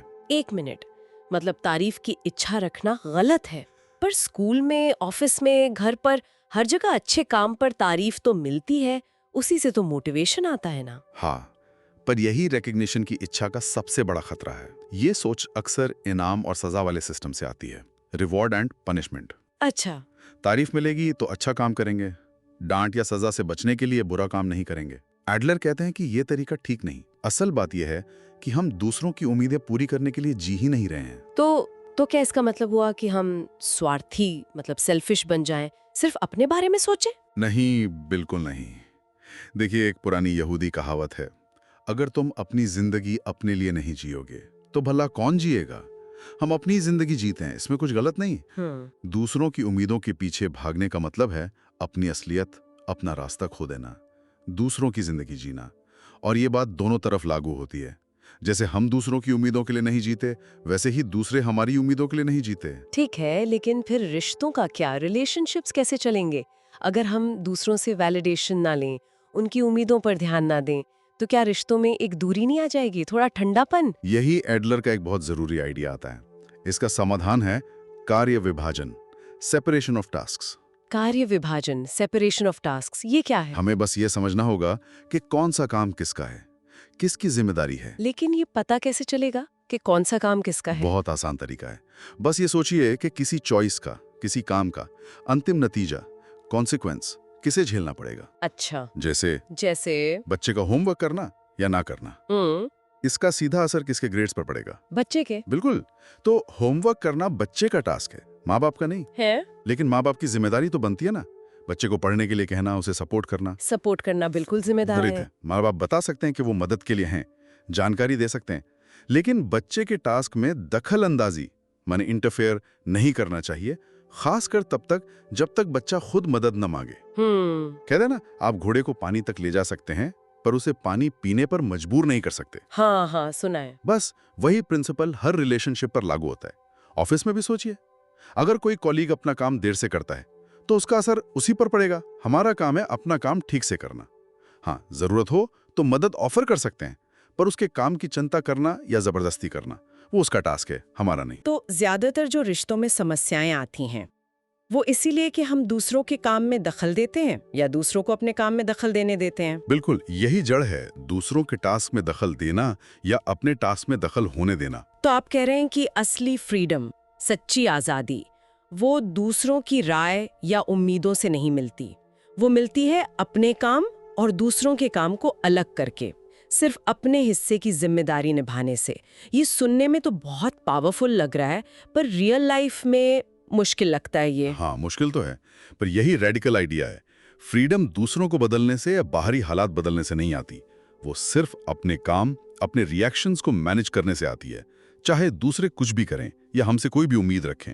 मतलब फोकस खुद पर। हाँ, जब हम दूसरों के कामों में दखल देना बंद कर देते हैं और उन्हें अपने कामों में दखल देने से रोकते हैं, तभी हम असल में इंडिपेंडेंट, स्वतंत्र महसूस कर सकते हैं। यह सिद्धांत आसान लगता है, पर इसे लगातार प्रैक्टिस करने के लिए गहरा सेल्फ डिसिप्लिन चाहिए। बदलाव सिर्फ खुद ही लाया जा सकता है। तो इस पूरी बातचीत से जो एक बड़ी बात समझ में आ रही है वो ये है कि सच्ची आज़ादी शायद पैसे जैसी बाहरी चीज़ों में या दूसरों की तारीफ में नहीं है, बल्कि ये अपने कामों की जिम्मेदारी लेने और दूसरों के कामों में दखल ना देने में है। ये एक अंदरूनी चीज़ ज़्यादा है। वो दोस्तोयेव्स्की की कॉइंड फ्रीडम से ज़्यादा शायद इस अंदरूनी सेपरेशन ऑफ टास्क्स में छुपी है। बिल्कुल, और ये सोचने वाली बात है, क्या हमारी जिंदगी में कोई ऐसा हिस्सा है जहां हम अनजाने में किसी और की उम्मीदों के हिसाब से जी रहे हैं, या शायद किसी और के टास्क में बेवजह दखल दे रहे हैं? अगर वहां ये कार्य विभाजन का प्रिंसिपल लागू करें तो क्या बदल सकता है? सोचिएगा जरूर इस पर। Now next chapter, separation of tasks, the path to freedom. स्वागत है। आज हम रिश्तों और उम्मीदों की एक बड़ी दिलचस्प सी गुत्थी सुलझाने वाले हैं। हाँ, बिल्कुल। हमारे पास रिश्तों में सीमाएं, स्वतंत्रता का मार्ग, किताब से कुछ बातें हैं, कुछ अंश हैं। और देखिए, हमारा मिशन सीधा सा है, ये समझना कि भाई अपनी और दूसरों की जिम्मेदारियां मतलब टास्क्स, इन्हें अलग कैसे करें। सही बात। ताकि अपनी जिंदगी थोड़ी आसान हो, रिश्ते बेहतर बने। हम रोजमर्रा की जिंदगी से ही उदाहरण लेंगे ताकि बिल्कुल आसानी से समझ आए। हाँ, कोशिश यही रहेगी। तो चलिए शुरू करते हैं। बिल्कुल। देखिए, ये जो सोच है ये एडलेरियन साइकोलॉजी से आती है और इसका आप कह सकते हैं कोर सवाल है, ये किसका काम है? किसका काम है? हाँ, मतलब जो भी नतीजा आने वाला है उसकी सीधी जिम्मेदारी असल में लेगा कौन? अच्छा, तो ये कामों का बंटवारा मतलब सेपरेशन ऑफ टास्क, ये असल में है क्या चीज? कोई उदाहरण? हाँ, बिल्कुल। जैसे मान लीजिए कोई बच्चा है, वो स्कूल नहीं जाना चाहता या काफी टाइम से कमरे से ही बाहर नहीं निकल रहा। हाँ, हो जाता है ऐसा। तो यहाँ पेरेंट्स का काम बच्चे पर कोई दबाव डालना नहीं है, या ये भी नहीं कि उसकी प्रॉब्लम को वो खुद ही सॉल्व करने बैठ जाए। अच्छा, तो फिर क्या? उनका काम है बस एक भरोसे का रिश्ता बनाना, बच्चे को ये बताना कि भाई देखो, जब भी तुम्हें मदद चाहिए होगी हम तैयार हैं, हम यहाँ हैं। ठीक है। लेकिन कमरे से बाहर निकलना है या स्कूल जाना है, वो तो देखिए बच्चे का अपना काम है, उसकी अपनी टास्क है। पेरेंट्स अगर दखल देते हैं, मतलब इंटरवेंशन करते हैं, तो वो बच्चे से सीखने का एक मौका छीन लेते हैं एक तरह से। ये सुनने में थोड़ा मुश्किल सा लगता है, मतलब खासकर अपने बच्चों के मामले में, जो बहुत करीबी हैं। हाँ, मुश्किल तो है। तो क्या परिवार में भी ऐसी लाइन खींचनी चाहिए? हाँ, बल्कि परिवार में तो शायद ये और भी ज्यादा जरूरी है, क्योंकि वहाँ हम बहुत ज्यादा करीब होते हैं ना। बात तो है। सोचिए, जैसे पेरेंट्स चाहते हैं कि बच्चा उनकी पसंद की ही नौकरी करे, पर बच्चा कुछ और करना चाहता है। अब पेरेंट्स का नाराज होना या चिंता करना वो उनकी भावनाएं हैं, उनका काम है। अच्छा। और बच्चे का अपनी राह चुनना वो उसका काम है। हम्म। अगर हम दूसरों की उम्मीदों को पूरा करने के लिए ही जीते रहेंगे तो रिश्तों पर बोझ बढ़ता जाता है। यहीं पर एक और बात आती है कि भाई लोग क्या सोचेंगे, ये डर बहुत सताता है। हाँ, ये तो है। जैसे मान लीजिए मेरे बॉस हैं, उन्हें मैं पसंद नहीं हूँ, तो देखिए, लोग आपके बारे में क्या सोचते हैं ये उनका काम है, आपका नहीं। मेरा नहीं। नहीं, आपको उसे कंट्रोल करने की जरूरत ही नहीं है। इसी तरह बॉस आपको पसंद करे या ना करे या बेवजह गुस्सा करे, ये बॉस का काम है।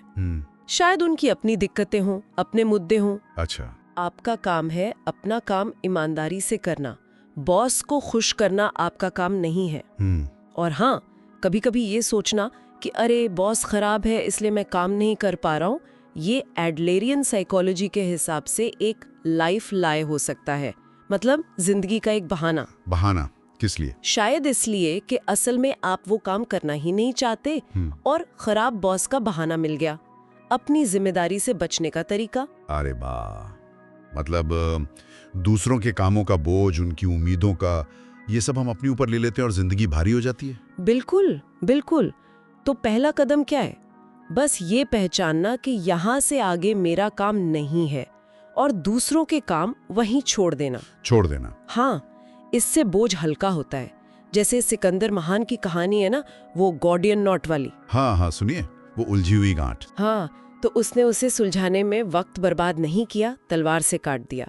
तो रिश्तों की उलझने भी कभी कभी ऐसे ही नए तरीके से काटनी पड़ती हैं, सुलझाने के बजाय बाउंड्री बनानी पड़ती है। लेकिन क्या इससे लोग दूर नहीं हो जाएंगे? क्या ये थोड़ा मतलब खुदगर्जी जैसा नहीं लगेगा, जैसे हम दूसरों की भावनाओं की परवाह नहीं कर रहे या मदद नहीं करना चाहते? नहीं नहीं, देखिए, ये स्वार्थी होना नहीं है, बिल्कुल नहीं। ये असल में उन रिश्तों से बचना है जो इनाम पर टिके हों, रिवॉर्ड बेस्ड रिलेशनशिप्स।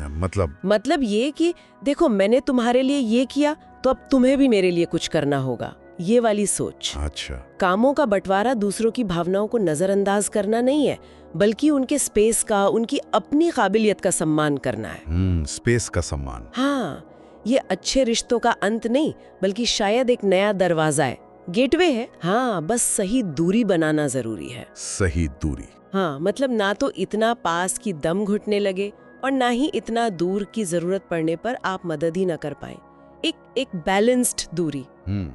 तो आज हमने सीखा कि रिश्तों में ये सवाल पूछना बहुत जरूरी है, ये किसका काम है। बिल्कुल। दूसरों के कामों में बेवजह दखल ना देना और अपने कामों में दूसरों को दखल ना देने देना। हाँ, और ये हमें बेकार के बोझ से, दूसरों की उम्मीदों के दबाव से आजादी दिला सकता है, जिंदगी को बहुत सिंपल बना सकता है।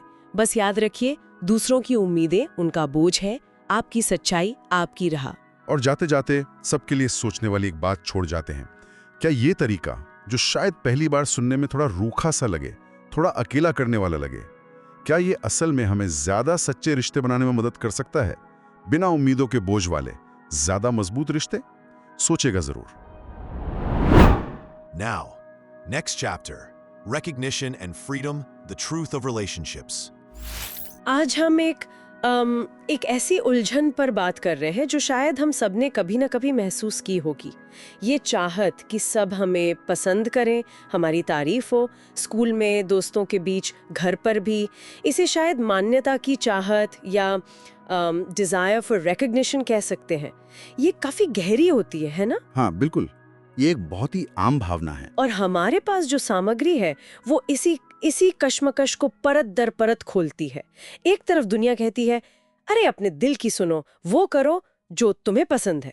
तो दूसरी तरफ अक्सर घर वाले या टीचर्स वो एक सुरक्षित रास्ते की तरफ, एक स्टेबल ऑक्यूपेशन की तरफ इशारा करते हैं। सही कहा, और ये खासकर युवाओं के लिए एक बड़ी दुविधा बन जाती है। तो सवाल ये उठता है, क्या दूसरों की उम्मीदों पर खरा उतरना ही जिंदगी है, या फिर अपनी शर्तों पर जीने में ही असली आजादी छुपी है? चलिए इस पर थोड़ी गहराई से बात करते हैं। ये सवाल वाकई बहुत अहम है। देखिए, दूसरों की उम्मीदों के हिसाब से चलना कई बार आसान लगता है ना? जैसे कोई बनी बनाई राह मिल गई हो, भटकने का डर कम होता है। लेकिन क्या इस तरह हम सच में जी रहे होते हैं, ये सोचना जरूरी है। हाँ। सामग्री बताती है कि लगातार दूसरों को खुश करने की कोशिश में रहना, मतलब इस चिंता में घुलना कि कौन हमारे बारे में क्या सोच रहा है। ये जीने का एक बेहद बंधन वाला, एक अनफ्री तरीका है। इसमें हम अपनी खुशी एक तरह से दूसरों की राय पर टिका देते हैं।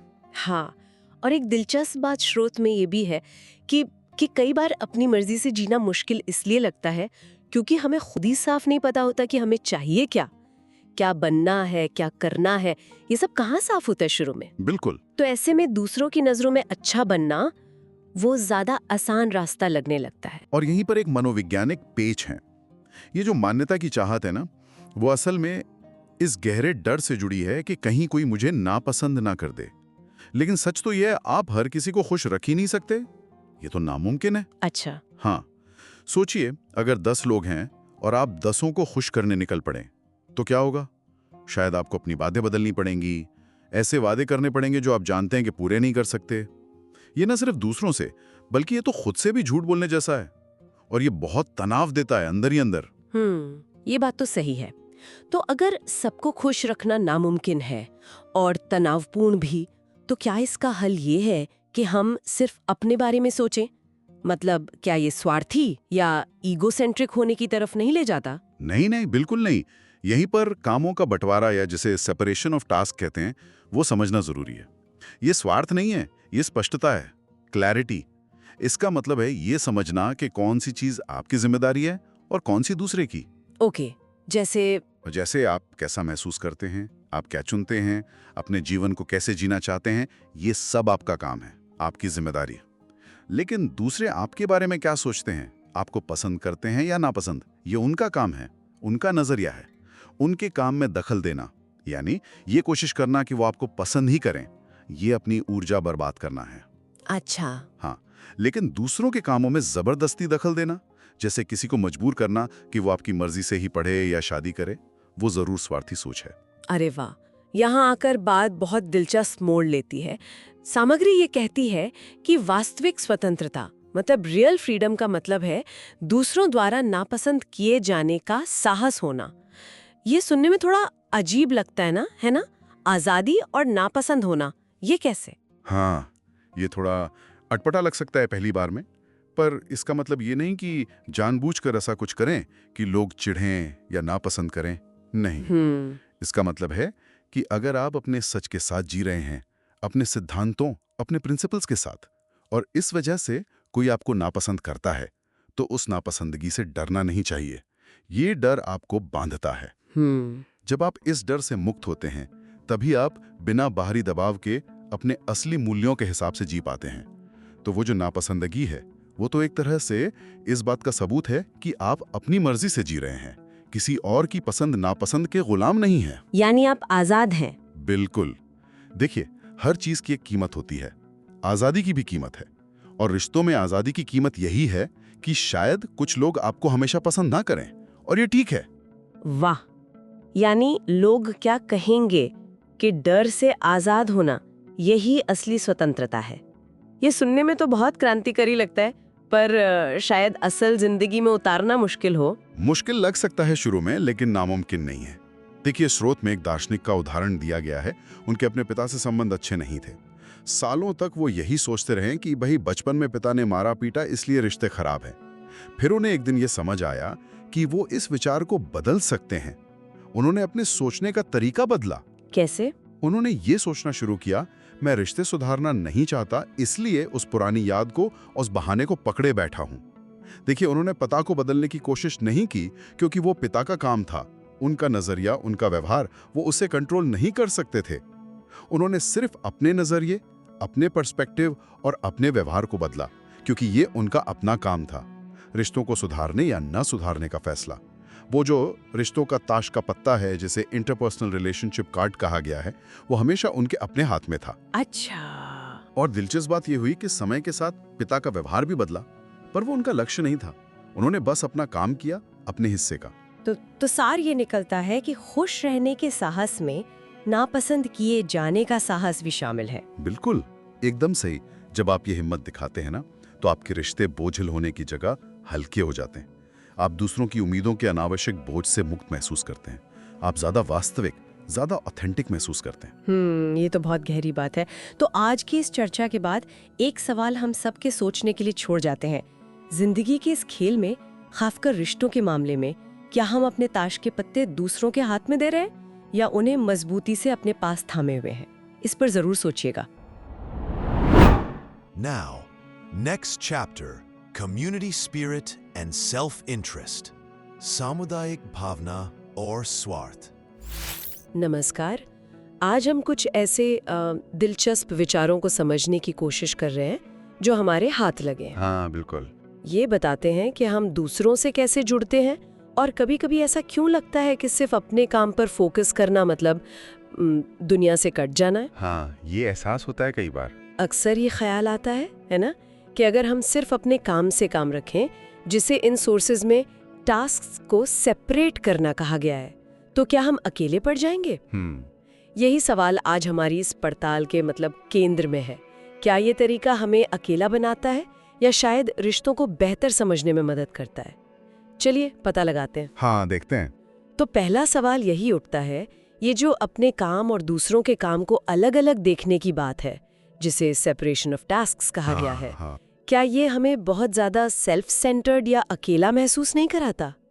जैसे हम जानबूझकर दूसरों से दूरी बना रहे हों। ये सवाल बहुत आम है, पर यहाँ एक दिलचस्प मोड़ है।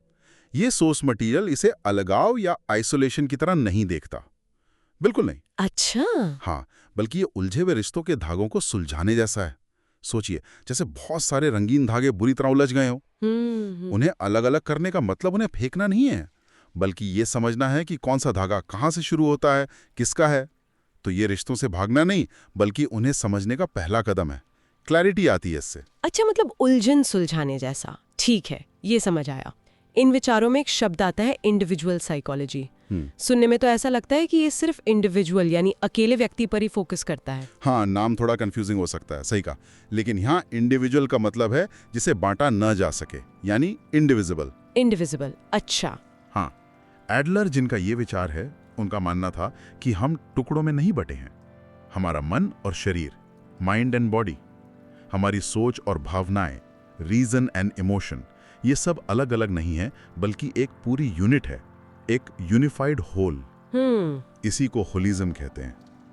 जैसे जब कोई गुस्से में चिल्लाता है, तो ऐसा नहीं कि सिर्फ गुस्सा चिल्ला रहा है, बल्कि वो पूरा व्यक्ति है जो चिल्लाने का चुनाव कर रहा है। हाँ, ये सोचना कि मुझे गुस्से ने ऐसा करवा दिया या भावनाओं में बह गया था, सोच इसे एक तरह का बहाना या लाइफ लाई मानता है। लाइफ लाई, बहाना? हाँ, क्योंकि ये जिम्मेदारी लेने से बचने का एक तरीका हो सकता है।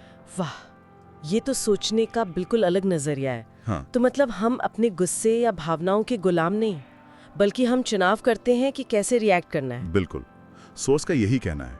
हम अपने एक्शंस के लिए जिम्मेदार हैं, पूरी तरह। ठीक है, तो अगर रिश्तों के उलझे धागों को सुलझाना मतलब सेपरेशन ऑफ टास्क्स पहला कदम है, तो फिर मंजिल क्या है? इन रिश्तों का असली गोल क्या होना चाहिए? बहुत अच्छा सवाल है। इन विचारों के मुताबिक मंजिल है कम्युनिटी फीलिंग हासिल करना। Community feeling? हाँ, इसे सोशल इंटरेस्ट भी कहा गया है। इसका सीधा सा मतलब है दूसरों को दुश्मन या कॉम्पिटिटर की तरह नहीं, बल्कि साथी, कॉमरेड्स की तरह देखना। साथी समझना। हाँ, ये महसूस करना कि इस दुनिया में, इस समाज में मेरी भी एक जगह है, एक ठिकाना है, एक रेफ्यूज है, और मैं भी इस कम्युनिटी का हिस्सा बनके कुछ कंट्रीब्यूट करना चाहता हूँ। और सबसे छोटी कम्युनिटी क्या है? सोर्स कहता है तुम और मैं, यू एंड आई। अच्छा। जहाँ सिर्फ दो लोग भी हैं, वहीं कम्युनिटी की शुरुआत हो जाती है। तुम और मैं से कम्युनिटी की शुरुआत, ये बात अच्छी लगी। लेकिन सॉस में कम्युनिटी का एक बहुत बड़ा आइडिया भी दिया है, जिसमें सिर्फ इंसान ही नहीं बल्कि पूरा ब्रह्मांड, भूत, भविष्य, पेड़ पौधे सब शामिल है। ये तो बहुत बड़ा आइडियल हो गया। हाँ बिल्कुल, ये एक बहुत ऊंचा आदर्श आइडियल है, जिसे शायद एकदम से जीना मुश्किल लगे। हाँ, वो तो है। लेकिन इसका मकसद शायद हमें ये याद दिलाना है कि हम कितने इंटरकनेक्टेड हैं। पर जैसा कहा, शुरुआत हमेशा छोटी कम्युनिटी यानी हमारे आपसी रिश्तों से ही होती है।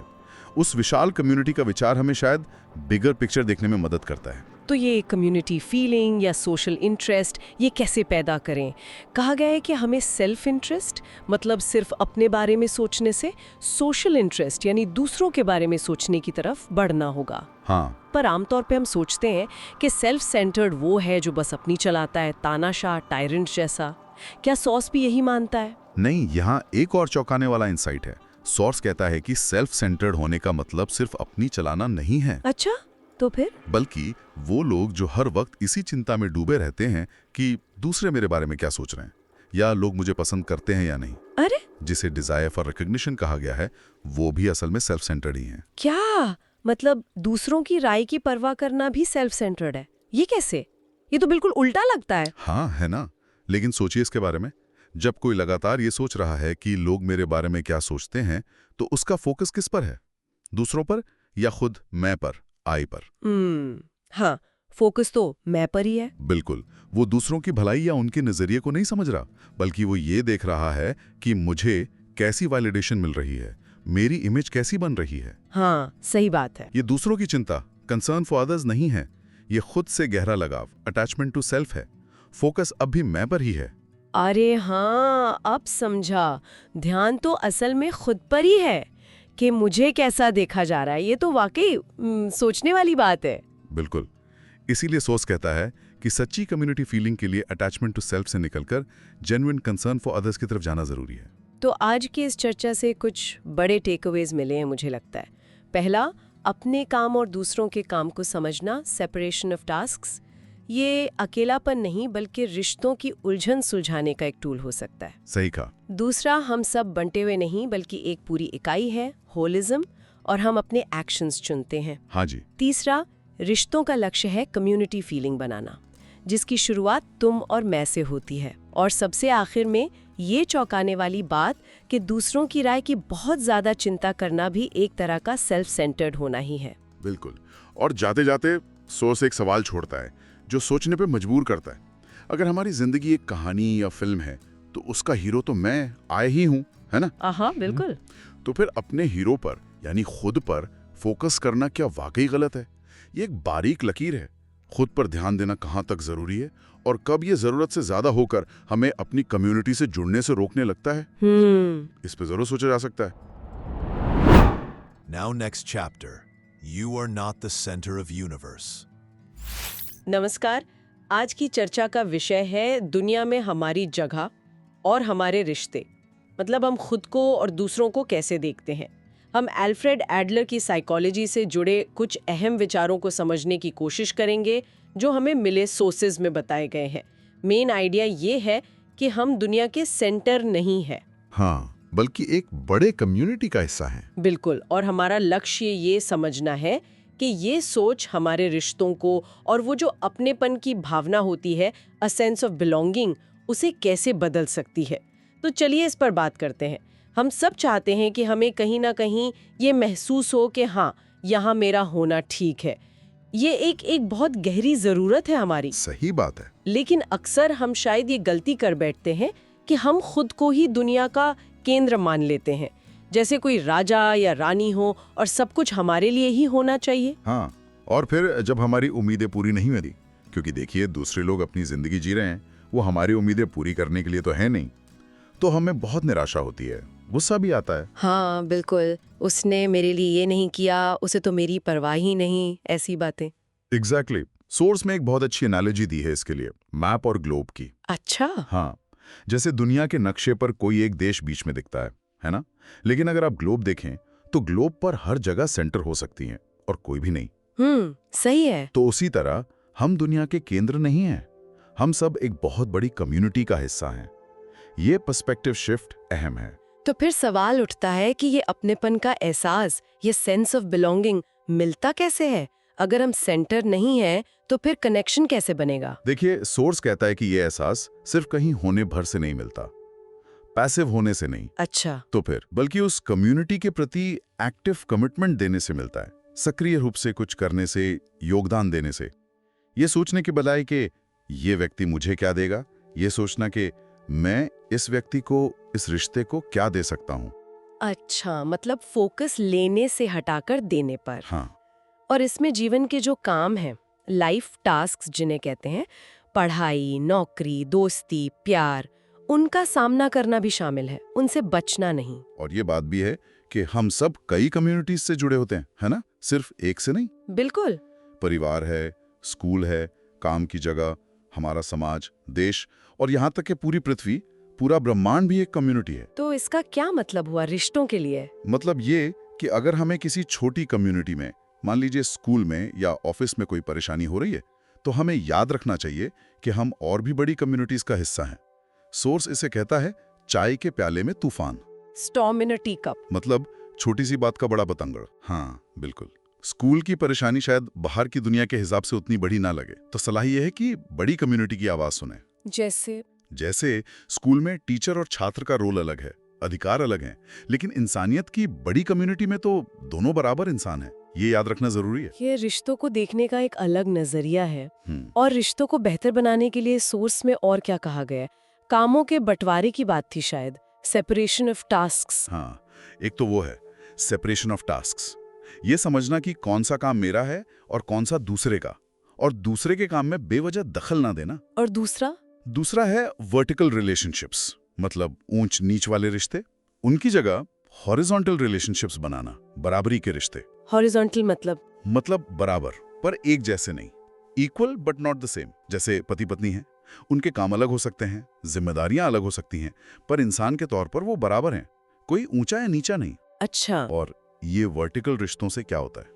इन्हीं से अक्सर हीन भावना आती है, इंफीरियोरिटी कॉम्प्लेक्स, या फिर कुछ लोगों में खुद को बेहतर समझने का भाव, सुपीरियोरिटी कॉम्प्लेक्स आ जाता है। दोनों ही प्रॉब्लमैटिक हैं। और सोर्स में तारीफ मतलब प्रेज और डांट रिब्यूक, इनको भी वर्टिकल रिश्तों से जोड़ा गया है। ये थोड़ा अजीब लगता है तारीफ को भी। हाँ, ये समझना जरूरी है। सोर्स के मुताबिक तारीफ और डांट दोनों अक्सर वर्टिकल पोजीशन से आते हैं। इनमें कहीं ना कहीं ये भाव छिपा होता है कि एक ज्यादा काबिल या ऊंचा व्यक्ति कम काबिल या नीचे वाले का जजमेंट कर रहा है। मतलब तारीफ में भी एक तरह का जजमेंट है। हाँ, जैसे सोर्स में उदाहरण है कि माँ बच्चे की मदद करने पर कहती है तुम कितने अच्छे हेल्पर हो, क्योंकि वो बच्चे को सीखने वाली स्थिति में यानी वर्टिकल देख रही है। पर शायद पति वही काम करे तो ऐसा ना कहे, क्योंकि उसे बराबर हॉरिजॉन्टल मानती है। और प्रॉब्लम यह है कि ऐसी तारीफ चाहे अनजाने में हो, पाने वाले को दूसरों पर निर्भर बना सकती है। उसे लगता है कि शायद मुझ में खुद काबिलियत नहीं है, मुझे बाहर से वैलिडेशन चाहिए। तो फिर क्या करें? अगर कोई बच्चा मान लीजिए पढ़ाई में अच्छा नहीं कर रहा, तो उसे तारीफ भी ना करें, डांटे भी नहीं। नहीं, छोड़ना नहीं है। सोर्स तारीफ या डांट की जगह एक दूसरी चीज पर जोर देता है, एनकरेजमेंट, हिम्मत बढ़ाना। एनकरेजमेंट ये तारीफ से अलग कैसे है? ये हॉरिजॉन्टल रिलेशनशिप पर आधारित है, बराबरी के रिश्ते पर। इसमें हम दूसरे के काम में दखल नहीं देते, इंटरवेंशन नहीं करते। जैसे बच्चे को पढ़ने के लिए मजबूर करना दखल है। तो फिर क्या करते हैं? हम उन्हें अपना काम खुद करने का साहस, करेज जुटाने में मदद करते हैं, असिस्टेंस देते हैं। जैसे बच्चे के लिए ऐसा माहौल बनाना कि वो खुद पढ़ने का आत्मविश्वास, कॉन्फिडेंस महसूस करे। उसे ये यकीन दिलाना कि वो कर सकता है। ये मदद है, दखलंदाजी नहीं। मतलब काबिलियत मानकर बस हिम्मत बढ़ाने में मदद करना। एग्जैक्टली। ये मानना कि शायद कमी काबिलियत की नहीं, हिम्मत की है, और जब हम इनकरेज करते हैं तो हम उन्हें बराबर का मानते हैं। तो कुल मिलाकर आज हमने ये समझा कि खुद को दुनिया का सेंटर मानने के बजाय कम्युनिटी का एक हिस्सा बनकर योगदान देना, कंट्रीब्यूशन करना कितना जरूरी है। हाँ, और ये कंट्रीब्यूशन तब और सार्थक होता है जब हमारे रिश्ते ऊंच नीच वाले न होकर बराबरी वाले हों, हॉरिजॉन्टल हों।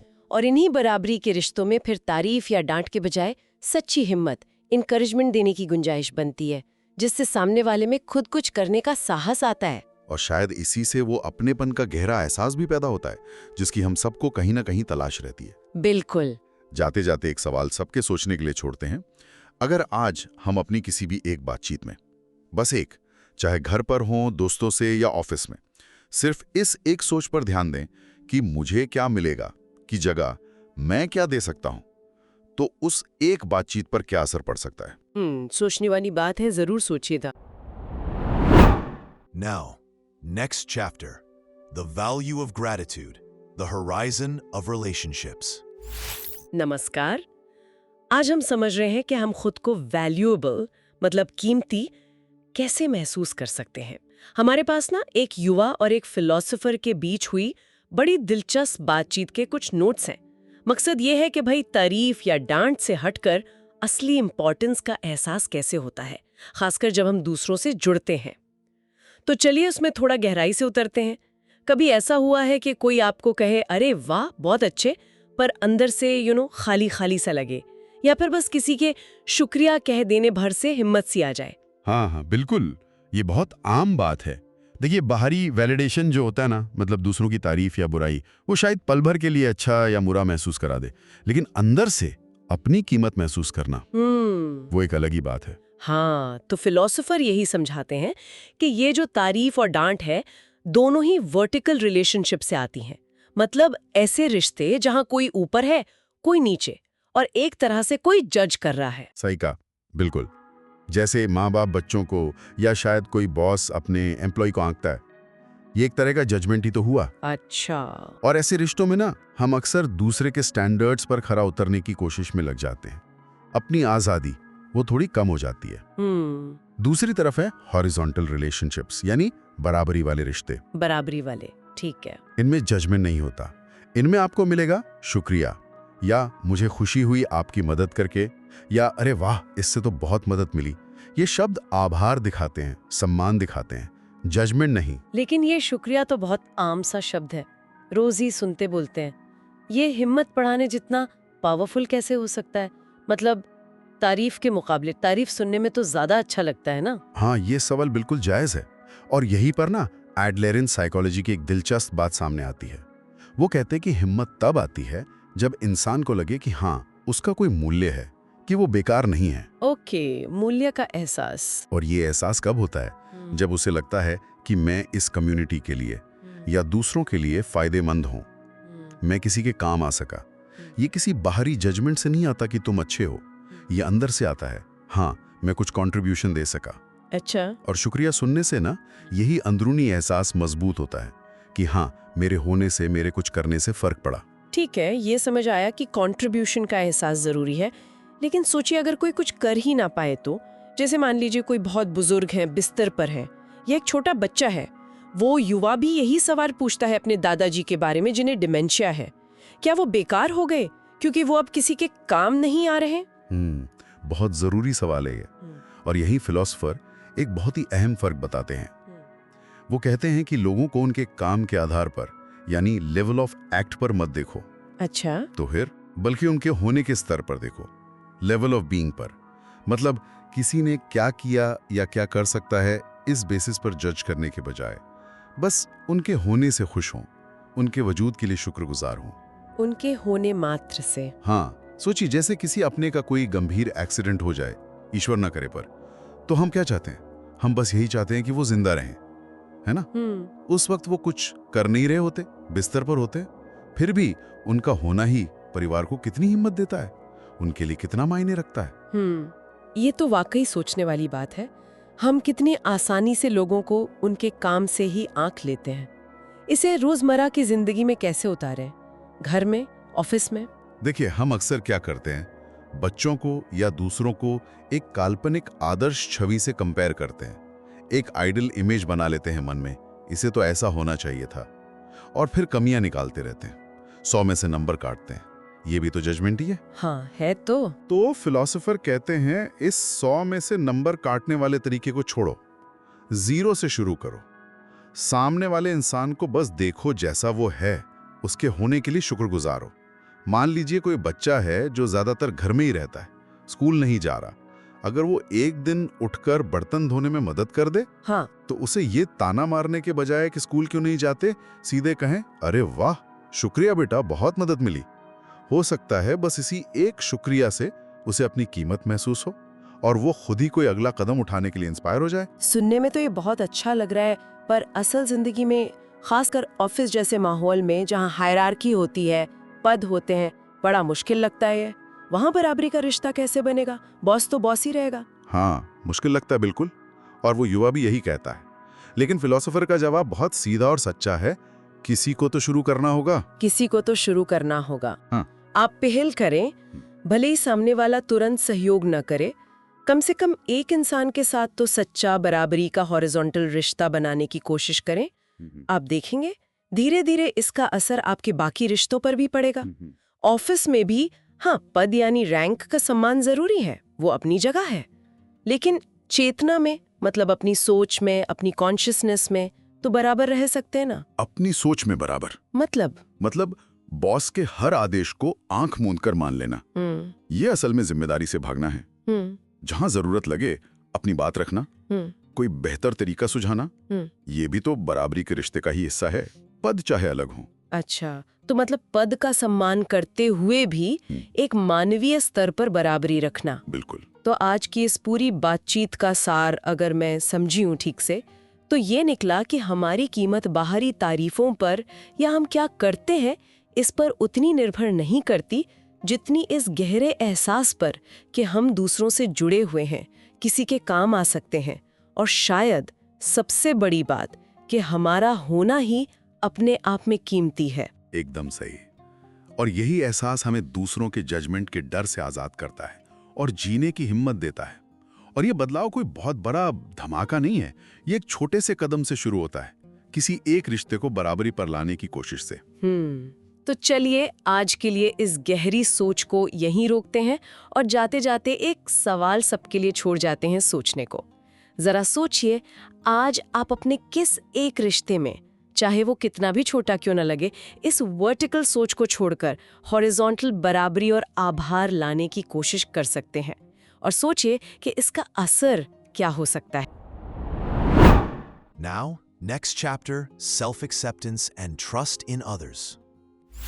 तभी आपने सोचा है कि क्यों कभी-कभी दूसरों के सामने हम एकदम चुप हो जाते हैं, मतलब कुछ कहने में या कोई मजाक करने में भी हिचक होती है। हम इतने सेल्फ कॉन्शियस क्यों हो जाते हैं कि लोग क्या सोचेंगे, क्या कहेंगे? ये जो सवाल है ना, ये एक बड़ी इंटरेस्टिंग बातचीत से निकले हैं जो हमारे सोच, आत्मस्वीकृति और दूसरों में विश्वास में है।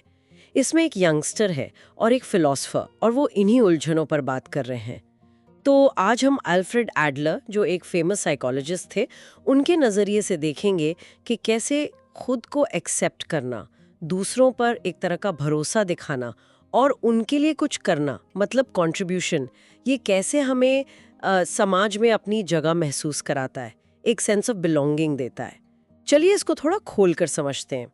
तो वो जो नौजवान है सोच में, वो बताता है कि कैसे उसे मीटिंग्स में हाथ उठाने में भी डर लगता है, या कोई हल्की फुल्की बात कहने में भी, कि कहीं लोग हंस न दें या सोचें कि कितना बेवकूफ़ है।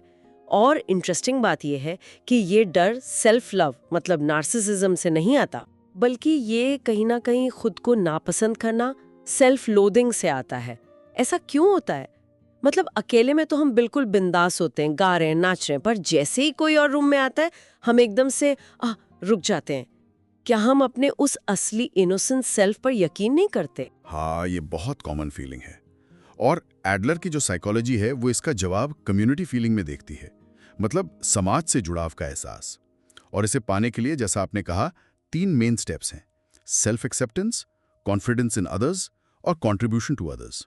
ओके, तो पहला है सेल्फ एक्सेप्टेंस। ये सुनने में तो अच्छा लग रहा है, पर इसका मतलब क्या है?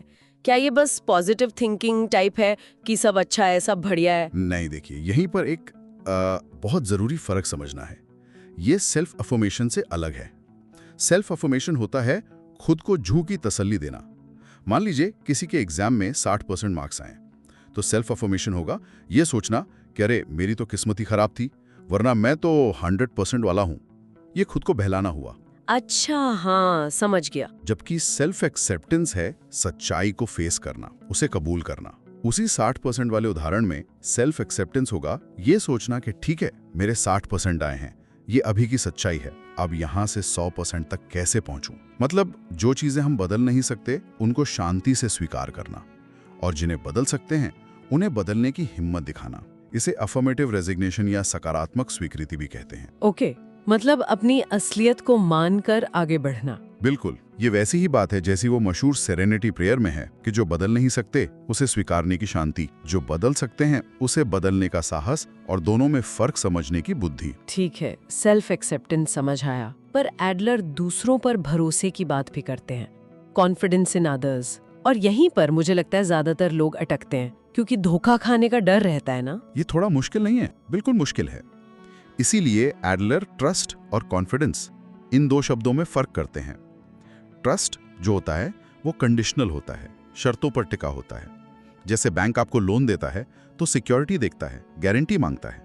ये हुआ क्रेडिट या ट्रस्ट।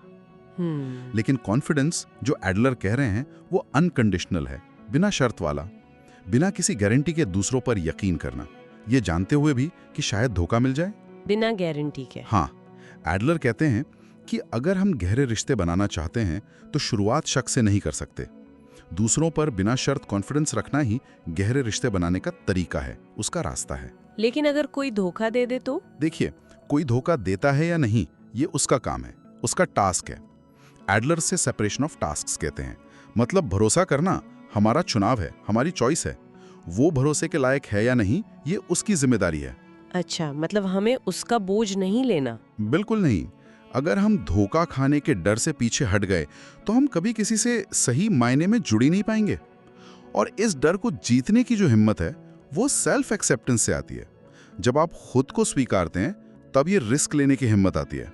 ओके, तो पहले खुद को स्वीकारो, फिर हिम्मत करके दूसरों पर भरोसा करो, और इसके बाद तीसरा कदम है कंट्रीब्यूशन टू अदर्स, दूसरों के लिए योगदान।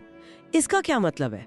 क्या ये सेल्फ सैक्रिफाइस है, मतलब अपनी जरूरतें भूल जाओ और बस दूसरों के लिए जियो? नहीं, सेल्फ सैक्रिफाइस या आत्म बलिदान बिल्कुल नहीं। कंट्रीब्यूशन का सीधा सा मतलब है अपने साथियों के लिए, अपने समाज के लिए कुछ करना, जिससे हमें अपनी कीमत, अपनी वर्थ महसूस हो। जब हमें ये फीलिंग आती है ना कि हाँ, मैं किसी के काम आ रहा हूं, मेरी वजह से कुछ अच्छा हुआ, तब हमें अंदर से अपनी कीमत महसूस होती है। तो ये खुद के लिए भी है एक तरह से। हाँ बिल्कुल। इसका सबसे अच्छा उदाहरण है हमारा काम, हमारा वर्क। चाहे वो ऑफिस का काम हो, घर का हो या कोई वॉलंटियर वर्क। काम सिर्फ पैसा कमाने के लिए नहीं होता। एडलर के हिसाब से काम के जरिए हम दूसरों के लिए कंट्रीब्यूट करते हैं, समाज से जुड़ते हैं, और हमें यह एहसास होता है कि हाँ, यहाँ मेरी जगह है, it's okay to be here. ये एहसास खुद की कीमत जानने के लिए जरूरी है, इसलिए ये कोई दिखावा नहीं है। तो मतलब ये तीनों चीजें जुड़ी हुई हैं। अपनी कमियों को छिपाने के बजाय उन्हें स्वीकारना, सेल्फ एक्सेप्टेंस, दूसरों से डरने के बजाय उन पर भरोसा करने का रिस्क लेना, कॉन्फिडेंस, और अकेले रहने के बजाय दूसरों के काम आकर अपनी कीमत समझना, कंट्रीब्यूशन। बिल्कुल। और जब ये तीनों चीजें साथ आती हैं, self acceptance, confidence in others और कंट्रीब्यूशन टू अदर्स, तब हमें वो कम्युनिटी फीलिंग मिलती है, वो एहसास कि हाँ, यहाँ होना ठीक है, it's okay to be here. क्योंकि तब हम दूसरों को कॉम्पिटिटर या दुश्मन नहीं बल्कि साथी, कॉमरेड्स की तरह देखते हैं। और उन्हें साथी मानना तभी मुमकिन है जब हम खुद को स्वीकारें और उन पर भरोसा करने की हिम्मत करें। सही कहा। तो जाते जाते एक सवाल श्रोताओं के लिए छोड़ जाते हैं सोचने को, कि अगर हम वाकई ये जानते हुए कि चोट लग सकती है, किसी पर बिना शर्त भरोसा करने का वो कदम उठाते हैं, तो क्या ये हमारे रिश्तों को सच में बदल सकता है? भले ही शुरुआत में डर बहुत लगे, इस पर जरूर सोचिएगा। Now, next chapter. The feeling of contribution is happiness. स्वागत है। आज हम खुशी पर बात कर रहे हैं और एक बहुत ही दिलचस्प सवाल है हमारे सामने। क्या असली खुशी दूसरों के लिए कुछ करने की भावना में है? हाँ बिल्कुल, हमारे पास एडलेरियन मनोविज्ञान के कुछ आइडियाज हैं इस पर। अच्छा। हाँ, और वो यही कहते हैं कि खुशी का जो राज है वो कहीं ना कहीं कंट्रीब्यूशन की फीलिंग में है। मतलब ये एहसास कि हम दूसरों के काम आ रहे हैं। कंट्रीब्यूशन की फीलिंग। हाँ, ये अंदरूनी एहसास कि भाई मेरी वजह से किसी का कुछ भला हो रहा है, मैं उपयोगी हूँ। इसे थोड़ा और समझते हैं। जैसे मान लीजिए घर में बर्तन धोने हैं। हाँ। अब कोई बहुत चिढ़कर गुस्से में कर रहा है। हाँ। तो शायद कोई पास भी नहीं फटकेगा, माहौल भारी हो जाएगा। बिल्कुल। लेकिन अगर वही काम वही इंसान आराम से कर रहा हो, शायद कुछ गुनगुना रहा हो, तो एकदम से माहौल बदल जाता है ना? सही कहा। शायद बच्चे भी आ जाए मदद करने। हाँ। और यहाँ एक जरूरी बात यह है कि ये कंट्रीब्यूशन वाली फीलिंग तब ज्यादा आती है जब हम दूसरों को, जैसे अपने परिवार वालों को, दुश्मन नहीं बल्कि साथी समझते हैं। कॉमरेड्स। साथी मतलब अगर हम उन्हें साथी मानेंगे तो फिर वो वाले ख्याल नहीं आते कि अरे मैं ही क्यों करूं या कोई मेरी मदद क्यों नहीं करता। अच्छा। हाँ, ये जुड़ा है कम्युनिटी फीलिंग से, वो अपनेपन का एहसास। तो सिर्फ कुछ कर देना ही काफी नहीं है, ये कम्युनिटी फीलिंग, ये अपनापन भी जरूरी है। अच्छा। हाँ बिल्कुल। और देखिए, ये तीन चीजें हैं जो एक साइकिल की तरह काम करती हैं, एक दूसरे से जुड़ी हुई। ओके, कौन सी तीन चीजें? पहली है सेल्फ एक्सेप्टेंस, मतलब खुद को स्वीकार करना जैसे भी हम हैं, अपनी कमियों और अच्छाइयों के साथ। दूसरी है कॉन्फिडेंस इन अदर्स, मतलब दूसरों पर भरोसा करना बिना शर्त, उन्हें साथी मानना। ठीक है। और तीसरी है कंट्रीब्यूशन टू अदर्स, यानी उन साथियों के लिए फिर कुछ करना। अच्छा, तो ये तीनों जुड़े हुए हैं। हाँ, देखिए कैसे। जब हम खुद को एक्सेप्ट करते हैं तभी हिम्मत आती है कि दूसरों पर भरोसा करें बिना डरे। सही। जब भरोसा होता है, वो अपने लगते हैं, साथी लगते हैं, तभी उनके लिए कुछ करने का, कंट्रीब्यूट करने का मन करता है। और जब हम कंट्रीब्यूट करते हैं तो हमें वो फीलिंग आती है कि हाँ, मैं किसी के काम आ रहा हूँ। इससे सेल्फ एक्सेप्टेंस और बढ़ता है, तो ये एक पॉजिटिव लूप बन जाता है। अरे वाह, ये तो एडलर के उन 2 गोल से भी जुड़ गया। एक था सेल्फ रिलायंट बनना, मतलब आत्मनिर्भर होना। हाँ, और दूसरा समाज के साथ हार्मनी में रहना। बिल्कुल। सेल्फ एक्सेप्टेंस जुड़ा है सेल्फ रिलायंस से, और दूसरों पर भरोसा और कंट्रीब्यूशन ये जुड़ा है समाज के साथ हार्मनी बनाने से। पर ये जो है ना, हार्मनी ऑफ लाइफ, जिंदगी में ये तालमेल बनाना, ये उतना आसान नहीं होता। हाँ, वो तो है। कई बार लोग क्या करते हैं कि जिंदगी के किसी एक ही पहलू पर, खासकर किसी नेगेटिव पहलू पर इतना अटक जाते हैं, फोकस कर लेते हैं। हाँ, फोकस कर लेते हैं कि उन्हें पूरी दुनिया ही वैसी लगने लगती है। जैसे वो 10 लोगों वाला उदाहरण था शायद, कि 10 में से एक आपको नापसंद करेगा, 2 दोस्त बनेंगे, 7 ठीक ठाक रहेंगे। बिल्कुल वही। और हम अक्सर उसी एक नापसंद करने वाले पे ध्यान देते रह जाते हैं। हाँ, जो लोग लाइफ में हार्मनी नहीं रख पाते, वो अक्सर उसी एक आलोचक पर, उसी एक नेगेटिव चीज पर अटक जाते हैं। जैसे मान लीजिए कोई हकलाता है, तो वो शायद सिर्फ अपने हकलाने पर ही ध्यान देगा, सोचेगा सब मुझ पे हंस रहे होंगे। हाँ, होता है ऐसा। जबकि शायद 10 में से कोई एक ही ऐसा सोच रहा हो। वो बाकियों के साथ अपने रिश्ते, वो बड़ी पिक्चर देख ही नहीं पाते। और वर्कहोलिक लोगों का क्या? उनका भी जिक्र था शायद। हाँ, वर्कहोलिज्म भी इसी हार्मनी की कमी का एक उदाहरण है। अच्छा, कैसे? देखिए, ऐसे लोग काम को एक बहाना बना लेते हैं। जिंदगी की जो दूसरी जिम्मेदारियां हैं, परिवार है, दोस्त है, अपने शौक हैं, उन सब से बचने का। ये एक तरह का लाए है, जिंदगी का झूठ। वो अपनी कीमत, अपनी वैल्यू सिर्फ अपने काम से, अपने एक्स के लेवल पर आंकते हैं। अब सोचिए, जब वो काम नहीं कर पाते, जैसे रिटायरमेंट में, या मान लो बीमार हो गए, तब तो बहुत मुश्किल होती होगी। बहुत ज्यादा, क्योंकि उनका सारा सेल्फ वर्थ तो काम से जुड़ा था। वो एकदम खाली महसूस करते हैं। तो फिर असली खुशी है क्या? क्या ये बस दूसरों से मिलने वाली पहचान, वो रिकॉग्निशन है? नहीं, एडलेरियन सोच के हिसाब से असली खुशी वो रिकॉग्निशन नहीं है, वो है फीलिंग ऑफ कंट्रीब्यूशन। अच्छा, वही अंदरूनी एहसास। हाँ, वही अंदरूनी एहसास कि मैं उपयोगी हूँ, मैं किसी के काम आ रहा हूँ। और सबसे मजेदार बात यह है कि इसके लिए जरूरी नहीं कि आपका कंट्रीब्यूशन किसी को दिखे। मतलब? कोई तारीफ ना करे तब भी। हाँ, कोई तारीफ करे या ना करे, कोई देखे या ना देखे, बस आपका अपना सब्जेक्टिव एहसास, आपकी अंदर की फीलिंग कि हाँ, मैं यूजफुल हूँ, बस वही काफी है। लेकिन फिर लोग रिकॉग्निशन क्यों चाहते हैं, तारीफ क्यों चाहते हैं? क्योंकि हम सब कहीं ना कहीं खुद को पसंद करना चाहते हैं, अपनी कीमत महसूस करना चाहते हैं। तो रिकॉग्निशन जो है वो इस जरूरत को पूरा करने का एक आसान रास्ता लगता है, बाहर से मिल जाता है ना। हाँ, वैलिडेशन। एग्जैक्टली। पर इसमें खतरा ये है कि अगर खुशी का सोर्स दूसरों की मर्जी, दूसरों का वैलिडेशन बन गया, तो इंसान अपनी आज़ादी खो देता है। मतलब वो फिर वही करेगा जो दूसरों को पसंद आए, दूसरों की उम्मीदों पर खरा उतरने की कोशिश करेगा, अपनी मर्जी से नहीं जी पाएगा। ओ, ये तो है। लेकिन जब सच में अंदर से कंट्रीब्यूशन की फीलिंग होती है ना, तो फिर दूसरों से रिकॉग्निशन की जरूरत नहीं महसूस होती। अच्छा। हाँ, क्योंकि आपको अंदर से पता होता है कि आप वैल्यूएबल हैं, आपको किसी के ठप्पे की जरूरत नहीं है। वो कम्युनिटी फीलिंग होने पर ये रिकॉग्निशन की इच्छा अपने आप कम हो जाती है। तो एक तरह से खुशी और आजादी साथ साथ चलते हैं। बिल्कुल, जहाँ सच्ची कंट्रीब्यूशन की फीलिंग है, वहाँ आजादी है। तो अगर हम सार निकालें तो असली खुशी बाहर से मिलने वाली शाबाशी या रिकॉग्निशन में नहीं है, नहीं, बल्कि वो हमारे अंदर है।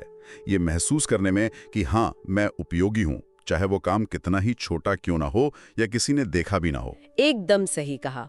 और एक और बात, हमें ये भी समझना होगा कि हम सिर्फ अपने कामों से, यानी level of acts he useful नहीं है, तो बल्कि हम सिर्फ अपने होने भर से लेवल ऑफ बीइंग पर भी वैल्यूएबल है, उपयोगी है। ये सोच हमें खुश रहने का साहस देती है, हिम्मत देती है। ये गहरी बात है।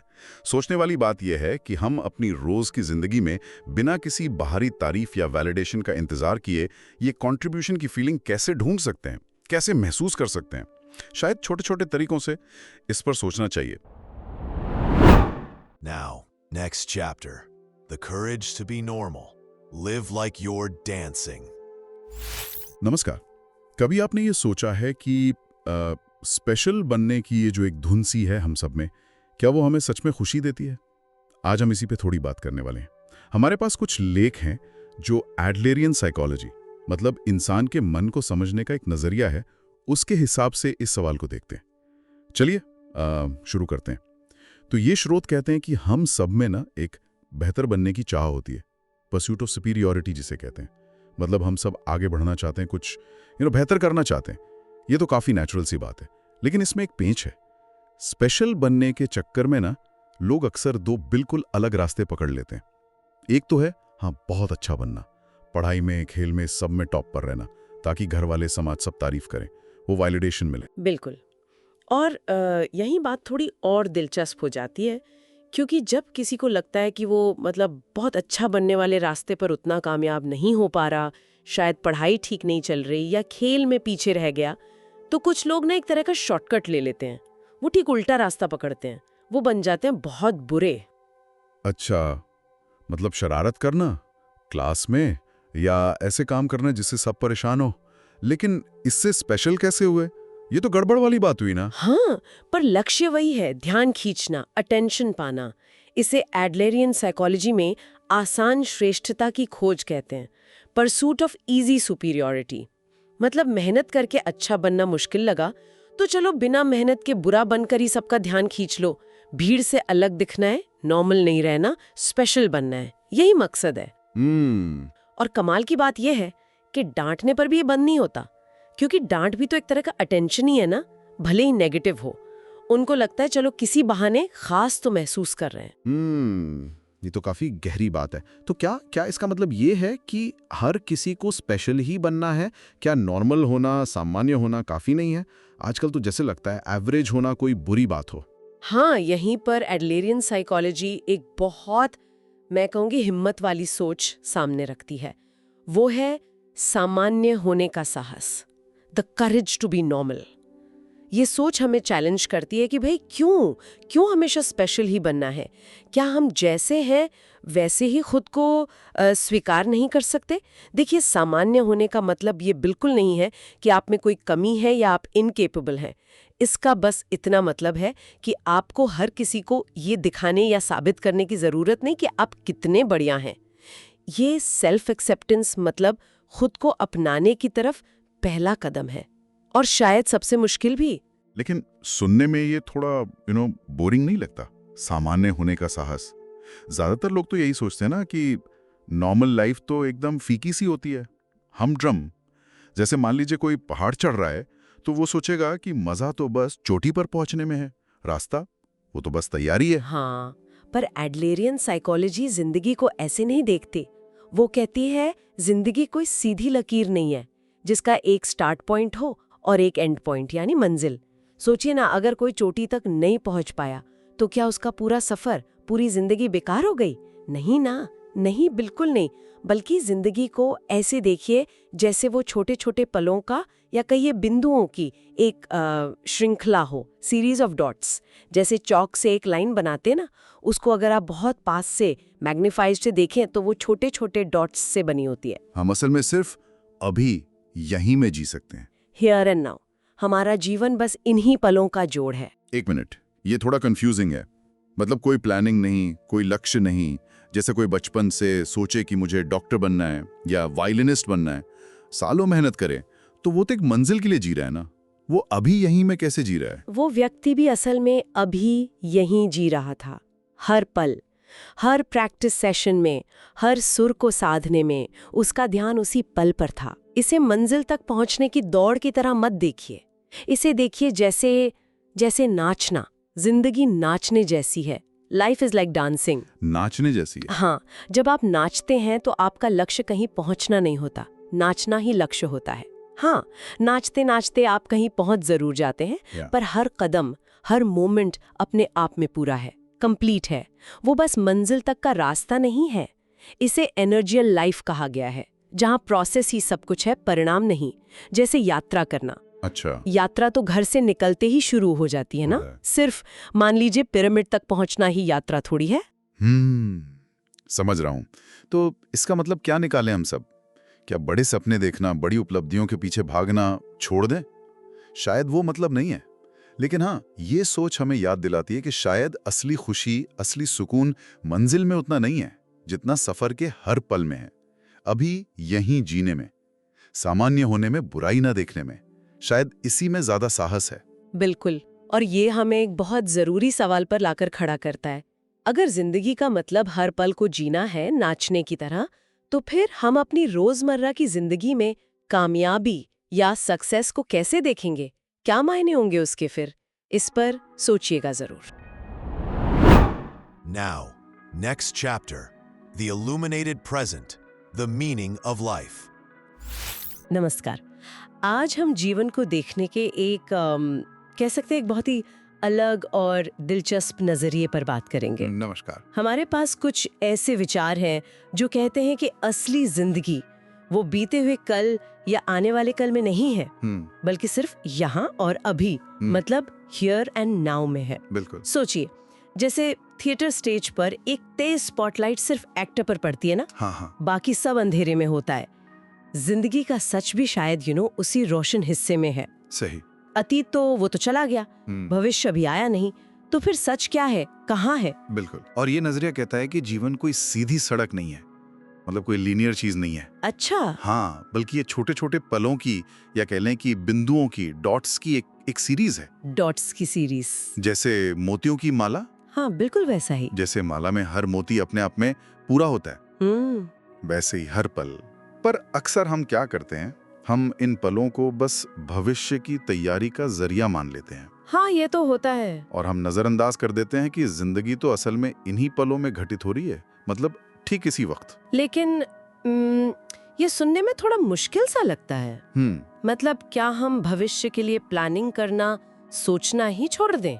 ये कैसे हो सकता है? हाँ, ये सवाल आता है मन में। जैसे कोई स्टूडेंट है, कोई विद्यार्थी जिसे बड़े एग्जाम की तैयारी करनी है, या मान लीजिए किसी को घर के बिल भरने हैं, उसकी चिंता है, वो भविष्य के बारे में सोचे बिना कैसे रहेगा? ये थोड़ा कंफ्यूजिंग है। नहीं, सवाल बहुत वाजिब है। देखिए, बात प्लानिंग या सोचने को छोड़ने की बिल्कुल नहीं है। अच्छा। बात है अभी जो हाथ में है ना, उसे पूरी ईमानदारी से, मतलब ऑनेस्टली करने की है। ईमानदारी से? हाँ, जैसे वो स्टूडेंट है, वो उस पल में बैठकर गणित के कुछ सवाल हल करें या कुछ नए शब्द सीखें। ठीक है। उस पल में जो कर सकता है वो करे। इसी को यहाँ एक तरह से उस पल का नृत्य कहा गया है। डांस। नृत्य। डांस मतलब उस पल के काम में पूरी तरह डूब जाना, बिना ये सोचे कि अरे कल क्या होगा, या हाय परसों क्या हुआ था। भविष्य की चिंता में डूबे रहना या अतीत के बोझ तले दबे रहना, इसी को यहाँ एक तरह का जीवन झूठ कहा गया है। लाइफ लाई। जीवन झूठ, लाइफ लाई। हाँ, ये शब्द तो थोड़ा चुभने वाला है बिल्कुल।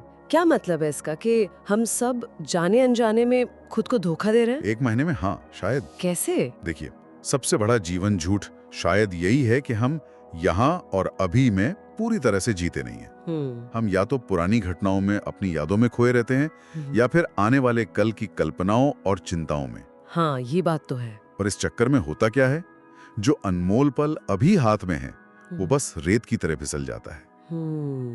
जीवन का कोई पहले से तय, कोई प्री डिफाइंड मीनिंग नहीं होता।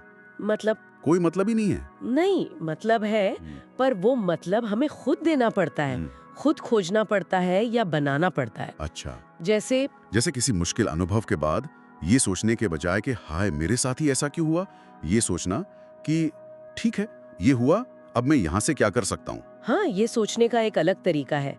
जैसे सोर्सेज में वो दादाजी का उदाहरण था ना। हाँ, बिल्कुल। जिन्होंने युद्ध की इतनी भयानक तकलीफें झेली, लेकिन फिर भी उन्होंने दुनिया और लोगों के प्रति एक पॉजिटिव नजरिया चुना। बिल्कुल।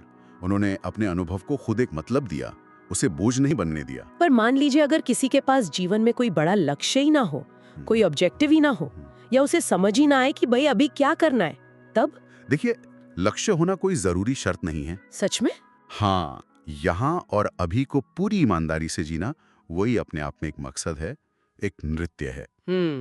इसे बहुत ज्यादा सीरियस होने की जरूरत नहीं है, गंभीर नहीं, बस सच्चा, ईमानदार होना जरूरी है, अर्नेस्ट। ठीक है। और हाँ, जब कभी लगे कि आजादी चुनते हुए रास्ता भटक रहे हैं या समझ नहीं आ रहा क्या करें, हाँ? तो एक मार्गदर्शक तारे, एक गाइडिंग स्टार की तरह एक विचार दिया गया है, दूसरों के लिए योगदान। Contribution to others. हाँ, जब व्यक्ति इस भाव से जीता है, अभी में जीता है, तो वो देख पाता है कि इसी पल में दूसरों के लिए क्या छोटा सा योगदान संभव है। अच्छा। और फिर उसे इस बात की परवाह नहीं रहती कि कोई उसे पसंद कर रहा है या नहीं, वो ज्यादा आजादी से जी पाता है। अरे वाह, तो इसका मतलब ये हुआ कि बदलाव की शुरुआत मुझसे ही होती है। हाँ, अगर मैं बदलती हूँ तो दुनिया बदलती है। ये तो बहुत पावरफुल विचार है। निश्चित रूप से बदलाव हमेशा व्यक्ति से ही शुरू होता है, अंदर से। ये बिल्कुल वैसा है जैसे मान लीजिए पहली बार सही नंबर का चश्मा पहनने पर धुंधली दुनिया अचानक कैसी साफ और रंगीन दिखने लगती है। हाँ, बिल्कुल। ये समझ अभी आनी जरूरी है। ये सोचने का कोई फायदा नहीं कि अरे यार काश ये 10 साल पहले पता होता। सही बात है। जैसा कि एडलर के विचारों में कहा गया है, किसी न किसी को तो शुरुआत करनी होगी। आपको शुरुआत करनी चाहिए, भले ही दूसरे सहयोग करें या ना करें। हर पल एक चुनाव है। बिल्कुल, आप हर पल अपने जीवन का अर्थ चुन रहे हैं। तो आज की इस पूरी चर्चा का सार, निचोड़ यही लगता है मुझे कि जीवन की असली चाबी ना तो बीते कल की यादों में है, ना आने वाले कल की चिंताओं में। वो तो यहाँ और अभी के हर पल को पूरी जागरूकता और ईमानदारी से जीने में है। सही। हर पल अपने आप में एक डांस है जिसे बस जीना है। हाँ, बिल्कुल।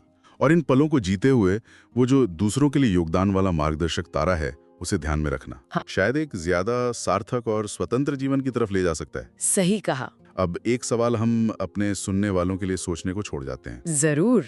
अगर जीवन सचमुच इन्हीं छोटे छोटे क्षणभंगुर बीतते हुए पलों का जोड़ है, तो क्या हम वाकई हर पल को उसकी असली कीमत दे पा रहे हैं? आज हमारे साथ जुड़ने के लिए दिल से शुक्रिया। आपकी तरफ से मिली सराहना ही हमें और बेहतर करने की प्रेरणा देती है। अगर आपको ये बातचीत अच्छी लगी हो तो इसे लाइक करें और उन लोगों तक पहुंचाएं जिन्हें इसकी जरूरत है। और हाँ, भविष्य में आने वाले एपिसोड्स को मिस ना करने के लिए सब्सक्राइब करना ना भूलें।